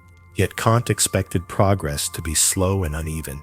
For him, cosmopolitanism was not a prediction, but a moral horizon. Reason demands that we work toward it, even if perfection is never reached. Cosmopolitanism is not only political, but also moral. It extends the principle of treating humanity as an end in itself to every person, no matter their nationality or culture. To exploit foreign workers, deny aid to refugees, or ignore global injustice is to violate dignity just as much as exploiting fellow citizens. This is why Kant's idea remains so relevant. Problems like climate change, pandemics, or digital privacy cannot be solved within borders. They demand global cooperation based on shared responsibility. A factory's pollution affects the whole planet. The internet moves information instantly across borders, raising questions of rights and security no nation can handle alone. Refugees fleeing war or poverty call on humanity's duty to treat strangers with dignity. Kant's cosmopolitanism provides the philosophical foundation for these global challenges. Cosmopolitanism is Kant's vision of humanity as one moral community. It demands that we treat strangers with hospitality, extend dignity beyond borders, and build institutions that secure justice globally. While rejecting a world state, Kant insists that reason pushes us toward cooperation and peace among nations. To respect human dignity fully, we must see ourselves not only as citizens of states, but also as citizens of the world. Chapter 41. The End of All Things. Toward the end of his life, Kant wrote a brief but haunting essay titled The End of All Things, 1794. Unlike his systematic critiques, this work reflects on apocalyptic themes, death, the end of history, and humanity's ultimate destiny. Yet even here, Kant remains true to his method. Reason must guide us, not fear or superstition. What emerges is a striking meditation on how we imagine the world's end, why such visions fascinate us, and what reason can and cannot say about humanity's final horizon. Kant begins with a distinction between two kinds of end. The natural end refers to destruction, when things cease to exist. The moral end refers to purpose, the final goal of human striving. These two senses often blur in religious and apocalyptic imagery. Stories of judgment, heaven, and hell mix natural destruction with moral destiny. Kant disentangles them, asking what reason can responsibly affirm. Here's the twist. Kant warns against literalizing apocalyptic visions, predictions about the world's physical destruction, the end of time, or the appearance of heaven on earth go beyond the limits of human knowledge. We cannot know when or how the natural world will end. What we can reflect on is the moral meaning of the end, the highest good, where virtue and happiness converge under God's moral order. Kant is wary of apocalyptic fervor. When people fixate on cosmic destruction, they often abandon moral responsibility in the present. Expecting divine intervention, they neglect their duties. Worse, apocalyptic movements can lead to fanaticism, violence, and despair. Kant insists that speculation about the end of time has no practical worth. What matters is moral action here and now. At the same time, Kant recognizes why apocalyptic images are so powerful. They symbolize humanity's longing for justice and final reconciliation. The The vision of a last judgment expresses the hope that evil will not have the last word, that virtue will ultimately prevail. Though we cannot know the details, the moral meaning is legitimate. The end of all things symbolizes the triumph of reason and morality over chaos. Think of how people respond to crises, natural disasters, wars, or climate change. Apocalyptic language often surfaces the end of the world, the final hour. Such language dramatizes human vulnerability, but it also raises moral questions. Are we fulfilling our responsibilities to others? Are we living as if our actions mattered in the long run? For Kant, these are the only ends that truly concern us, the moral weight of our choices. Or consider personal mortality. Each of us faces our own end of all things, in death. Kant emphasizes that what gives this end significance is not speculation about an afterlife, but the moral worth of how we have lived. The end becomes meaningful only through the principles we have upheld. Traditional religious accounts often depict the end of all things in vivid imagery. Fires of judgment, resurrection of the dead, eternal heaven or hell. Kant does not deny the symbolic value of these stories, but he insists they must be interpreted morally. Heaven symbolizes the harmony of virtue and happiness. Hell symbolizes the ruin of vice, but to treat them as literal geography is to mistake symbols for knowledge. In this sense, Kant aligns with his broader critical philosophy. Reason must limit itself to what can be known, while allowing faith to provide moral orientation. The end of all things is not a timetable of cosmic events, but a horizon of moral hope. Kant lived in an era of upheaval, revolutions, wars, and rapid social change. Apocalyptic anxieties were widespread. His essay can be read as a philosophical antidote to fanaticism. It seeks to redirect fear of destruction into sober reflection on moral purpose. Instead of asking when the world will end, Kant asks how we can live rightly in the face of finitude. This shift remains relevant. Modern doomsday predictions, from nuclear war to environmental collapse, often stir paralyzing fear. Kant's response is to transform such fears into moral resolve. The end is not to be awaited in passivity, but faced by acting responsibly in the present. Imagine two people confronted with climate change. One despairs, saying, "The world is doomed, so nothing matters." The other takes it as a call to action, saying, "If the future is at risk, our duty to act responsibly is even greater." Kant would praise the second attitude. The point of reflecting on the end is not resignation, but moral urgency. Kant's essay, The End of All Things, reminds us that speculation about cosmic destruction leads nowhere, but reflection on moral purpose leads everywhere. The true end is not annihilation, but the moral destiny of humanity, the realization of the highest good. The insight we carry forward is this: the end of all things is not something to predict or fear, but a horizon that challenges us to live responsibly here and now. In the next chapter, we turn to Kant's style and method, where we shift from content to form, asking why his philosophy, dense and difficult as it is, continues to shape thought centuries later. Chapter 42. Kant's Style and Method. Anyone who has opened Kant's critique of pure reason knows the feeling: long sentences, technical terms, and complex arguments. His style is famous for being difficult, but Kant was not trying to confuse. His dense style reflects his goal: to reshape philosophy from the ground up. To appreciate him fully, we must look not only at his ideas, but also at the way he wrote. His style and method, though demanding, are inseparable from the revolution he achieved in thought. Kant's style reflects both ambition and caution. He was trying to map the limits of human reason, a task that required new distinctions, careful definitions, and precise argumentation. German at the time lacked much of the vocabulary he needed, so he invented terms, or gave old words new meanings, like transcendental, Noumena, and synthetic a priori. These innovations made his writing heavy, but also gave philosophy a new language. His sentences are famously long, full of qualifications and side notes. This was intentional. He feared being misunderstood, so he layered his arguments and built scaffolding around every claim. The result is writing that demands patience, but rewards careful reading.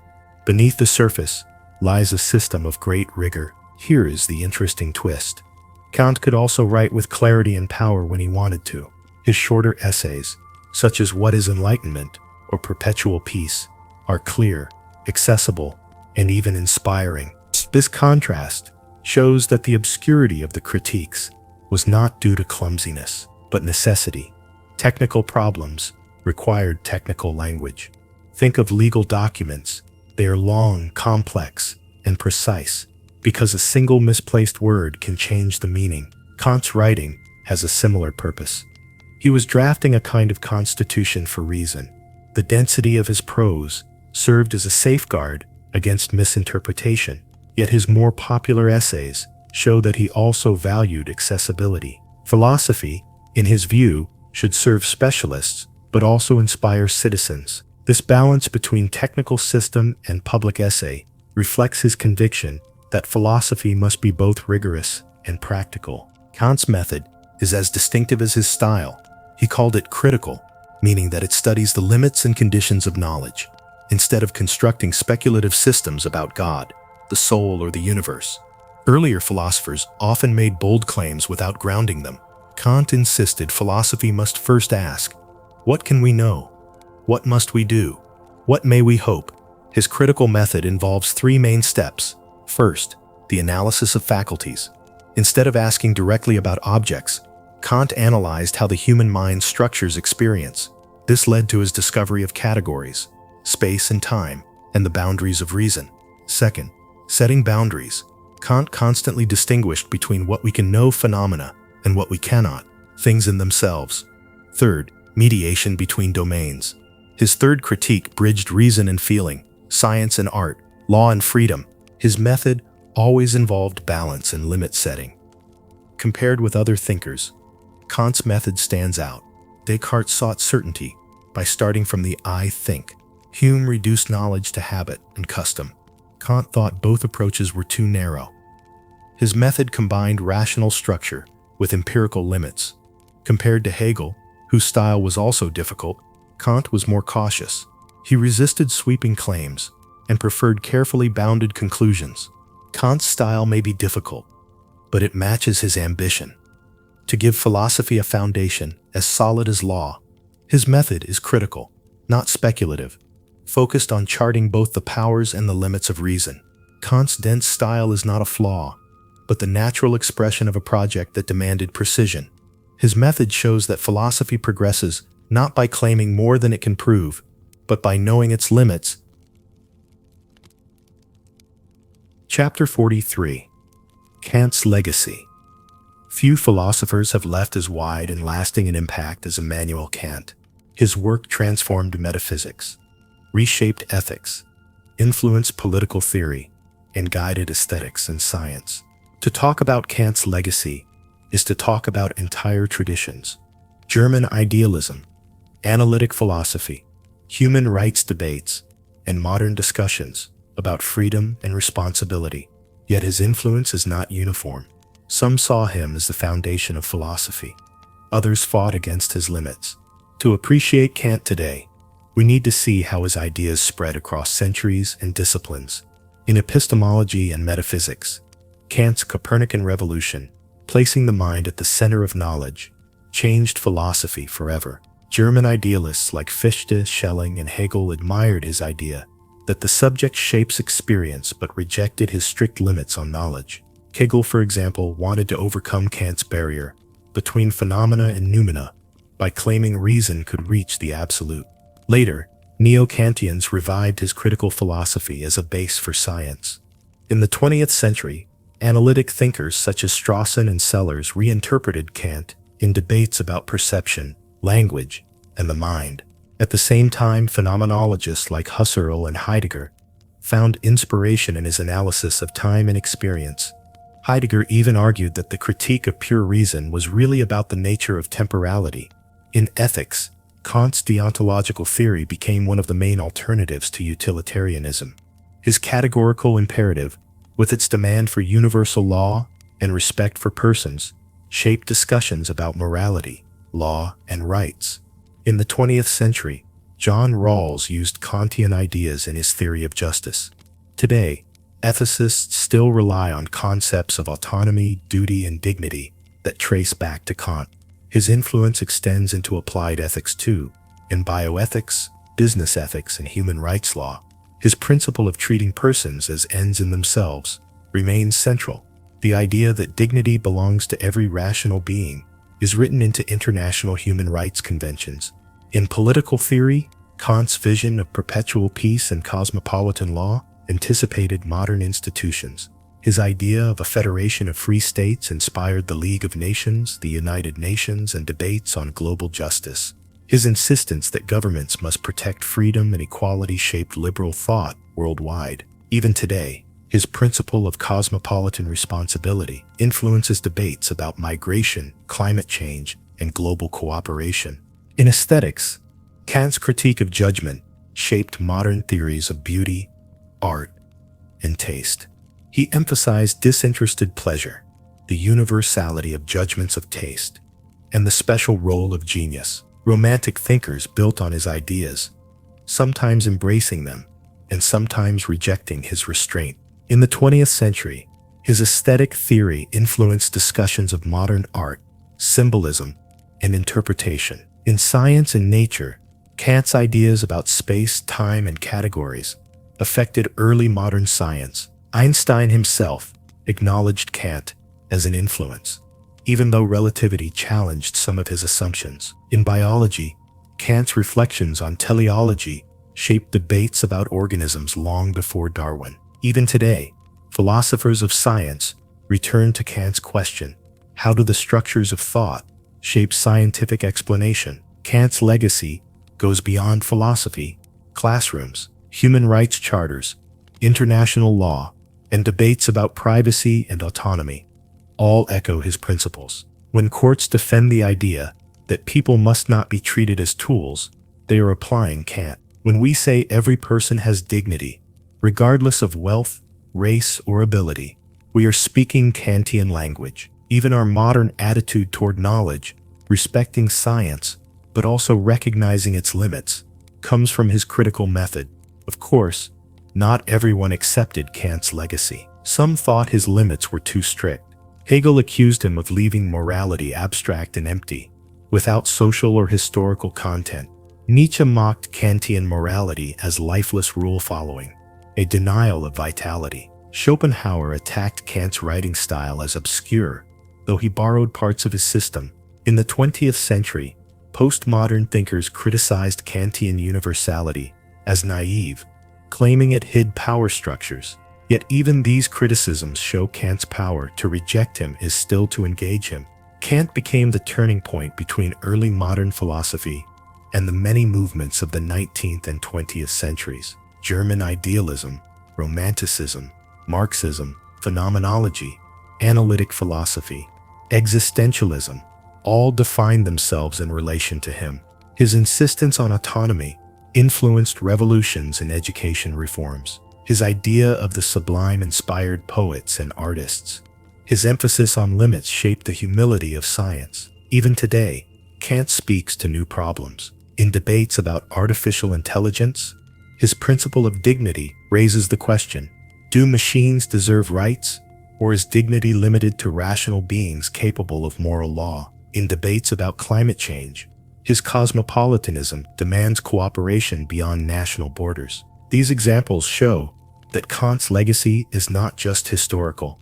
It remains alive in our moral reflection. Kant's legacy is not one doctrine, but a set of questions and principles that continue to shape thought and practice. He gave us the critical method, test the limits of reason. He gave us the moral law, treat persons as ends. He gave us political hope, work toward peace and cosmopolitan justice. And he gave us aesthetic insight, beauty and sublimity, reveal reason's kinship with freedom. To think seriously about knowledge, morality, politics, or art is still to engage Kant. Chapter 44. Kant's Relevance Today. More than 2 centuries after his death, Kant may seem like a distant figure, an Enlightenment professor, writing long, difficult sentences in Königsberg. Yet his questions and principles remain alive in today's debates about science, morality, politics, and human rights. To ask, why is Kant still relevant, is to ask why reason, dignity, and freedom continue to matter in a world changed by technology, globalization, and crisis. The answer is that Kant's philosophy still gives us tools to navigate modern life. One theme is the limits of knowledge.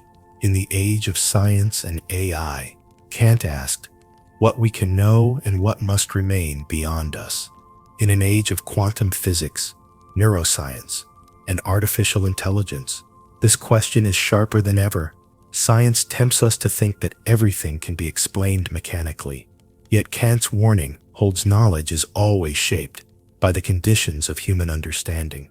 We can model reality, but things in themselves remain beyond our reach. Consider AI.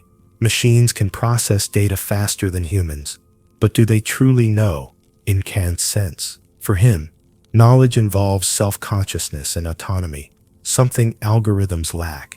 His framework helps us see the difference between powerful tools and rational agents, shaping ethical debates about AI's role and limits. A second theme is moral dignity in a world of exploitation.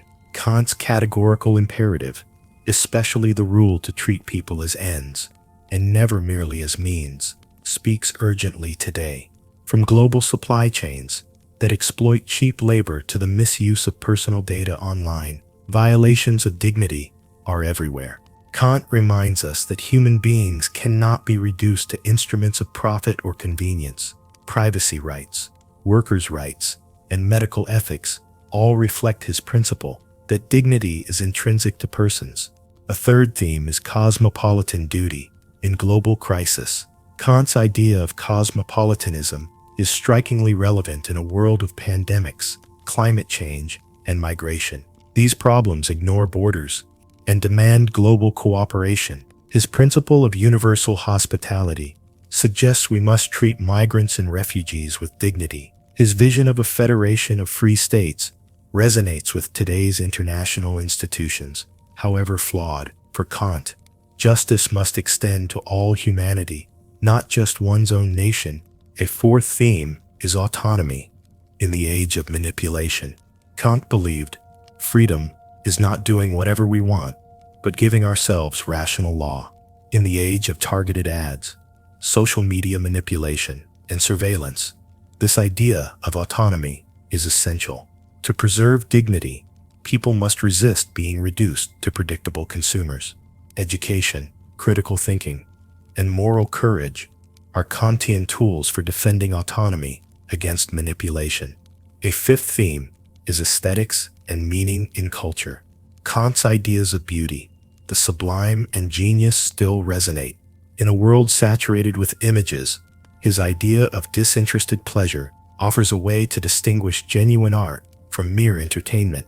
His concept of the sublime speaks to our experience of space exploration, environmental grandeur, or even the overwhelming power of technology. For Kant, art and beauty remain spaces where reason and imagination meet, offering reflection beyond consumption. We see Kant's influence everywhere. Human rights charters and constitutions echo his language of dignity and autonomy. International courts and refugee protections reflect his cosmopolitan principles. Debates about AI, data privacy, and medical consent use his framework for distinguishing between persons and tools. Even popular culture reflects his themes. Films and stories that explore freedom, responsibility, and moral law, from The Matrix to superhero movies, carry a Kantian message that dignity rests in moral choice, not power. Some argue Kant is outdated, replaced by utilitarianism, pragmatism, or postmodern thought. Utilitarianism reduces people to numbers in pursuit of outcomes, while postmodernism questions universality and insists everything is relative. Against both, Kant's voice stands firm. People have dignity, not price, and morality demands universality, not calculation or relativism. At the same time, Kant complements other perspectives. His focus on autonomy fits with liberal traditions, his concern for limits resonates with ecological thought, and his hope for peace aligns with human rights movements. Kant's relevance today lies in his ability to remind us of reason's power and limits, freedom's dignity, and morality's universality. He challenges us to resist treating people as tools, nations as rivals, and knowledge as domination. The lesson we carry forward is this: Kant is not just a figure of the past, but a companion for the present, offering guidance for science, politics, and morality in a global age. Chapter 45. Why Kant Still Matters. Why should a philosopher who lived in an 18th century Prussian town, who never traveled more than a few miles from home, still command our attention today? Kant himself might be surprised by the reach of his influence, yet the persistence of his thought is no accident. He matters because the questions he raised about knowledge, morality, freedom, beauty, and the destiny of humanity are the questions that still shape our world. Kant matters because he offers a framework that is at once rigorous and humane, modest in its recognition of limits, yet bold in its affirmation of dignity. To see why Kant still matters, we must draw together the threads of his philosophy and consider how they speak to us now. Kant matters because he defended the dignity of reason at a time of skepticism and confusion. Faced with Hume's radical doubt about causality and metaphysics, Kant did not retreat into dogma or abandon philosophy. Instead, he revolutionized it by showing that reason is both powerful and bounded. We can know the world of appearances because our mind actively structures experience, but we must also recognize the limits of speculation about things in themselves. This humility about knowledge remains crucial today. In the age of quantum physics, neuroscience, and artificial intelligence, Kant's critical method reminds us that science is always mediated by conceptual frameworks. We cannot step outside our minds to see reality as it is. Recognizing this does not weaken science, but clarifies its scope. Kant's call to respect the dignity of reason, both its power and its limits, remains a safeguard against both superstition and scientism. Kant matters because he grounded morality in the dignity of persons. In a world where people were often treated as instruments through slavery, exploitation, and inequality, Kant insisted that each rational being is an end in themselves. His categorical imperative requires that we never treat others merely as means, but always also as ends. This principle resonates through human rights discourse, constitutional law, and everyday ethics.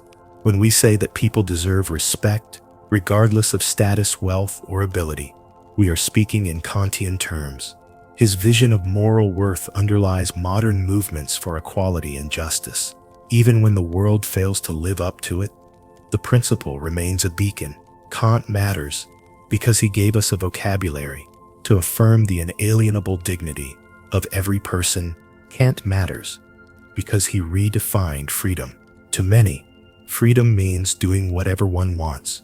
Kant exposed the poverty of this view. True freedom, he argued, is autonomy, the capacity to give oneself the moral law.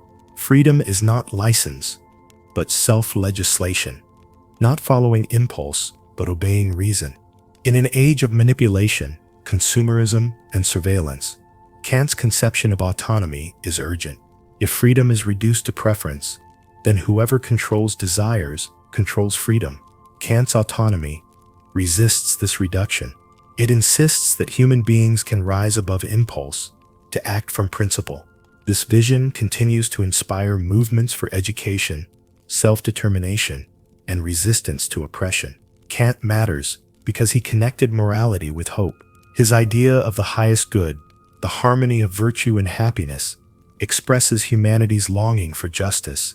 His postulates of God and immortality preserve the possibility that moral striving is not futile. His philosophy of history with its vision of progress toward freedom, offers a horizon that guides without promising certainty. In times of crisis, Kant's cautious hope is instructive. He does not guarantee progress, but he affirms that history reveals signs of humanity's moral potential. The sight of people risking everything for freedom, he wrote, inspires faith in humanity. Today, in struggles for democracy, human rights, and peace, Kant's voice still urges us not to despair, but to hope responsibly. Kant matters because he showed how art and beauty nourish reason. In the Critique of Judgment, he argued that aesthetic judgment bridges imagination and understanding, and that beauty reveals purposiveness without concept. The Sublime, meanwhile, reminds us of reason's superiority to nature's overwhelming forces. In a culture saturated with entertainment, Kant offers criteria for distinguishing genuine aesthetic experience from mere consumption. Beauty invites free play of imagination and understanding. The Sublime awakens our sense of moral greatness. His reflections on genius explain why art can inspire thought beyond concepts. Kant matters because he reminds us that reason is not only analytical, but also aesthetic, that art is essential to human flourishing. Kant matters because he extended morality to the global scale. His cosmopolitan law, based on universal hospitality, anticipates modern principles of international justice. His vision of a federation of free states prefigures the United Nations and international law. In a world facing climate change, migration, crises, and pandemics, his cosmopolitan perspective is indispensable. While nationalism pulls humanity apart, Kant's cosmopolitanism reminds us that the earth belongs to all. His insistence on hospitality challenges xenophobia and exclusion. His vision of perpetual peace calls us to build institutions that restrain conflict. Kant matters because he shows that morality does not stop at borders. It is truly universal. Kant's relevance is not confined to scholars or statesmen. His principles shape ordinary life. When a parent teaches a child to respect others, they echo Kant's demand to treat persons as ends. When a doctor honors a patient's autonomy, they enact Kant's principle of dignity. When a consumer resists manipulation and makes a choice by reason, they practice Kantian freedom. His philosophy lives not only in books, but in daily actions that respect reason, dignity, and autonomy. Finally, Kant matters because he left us a method.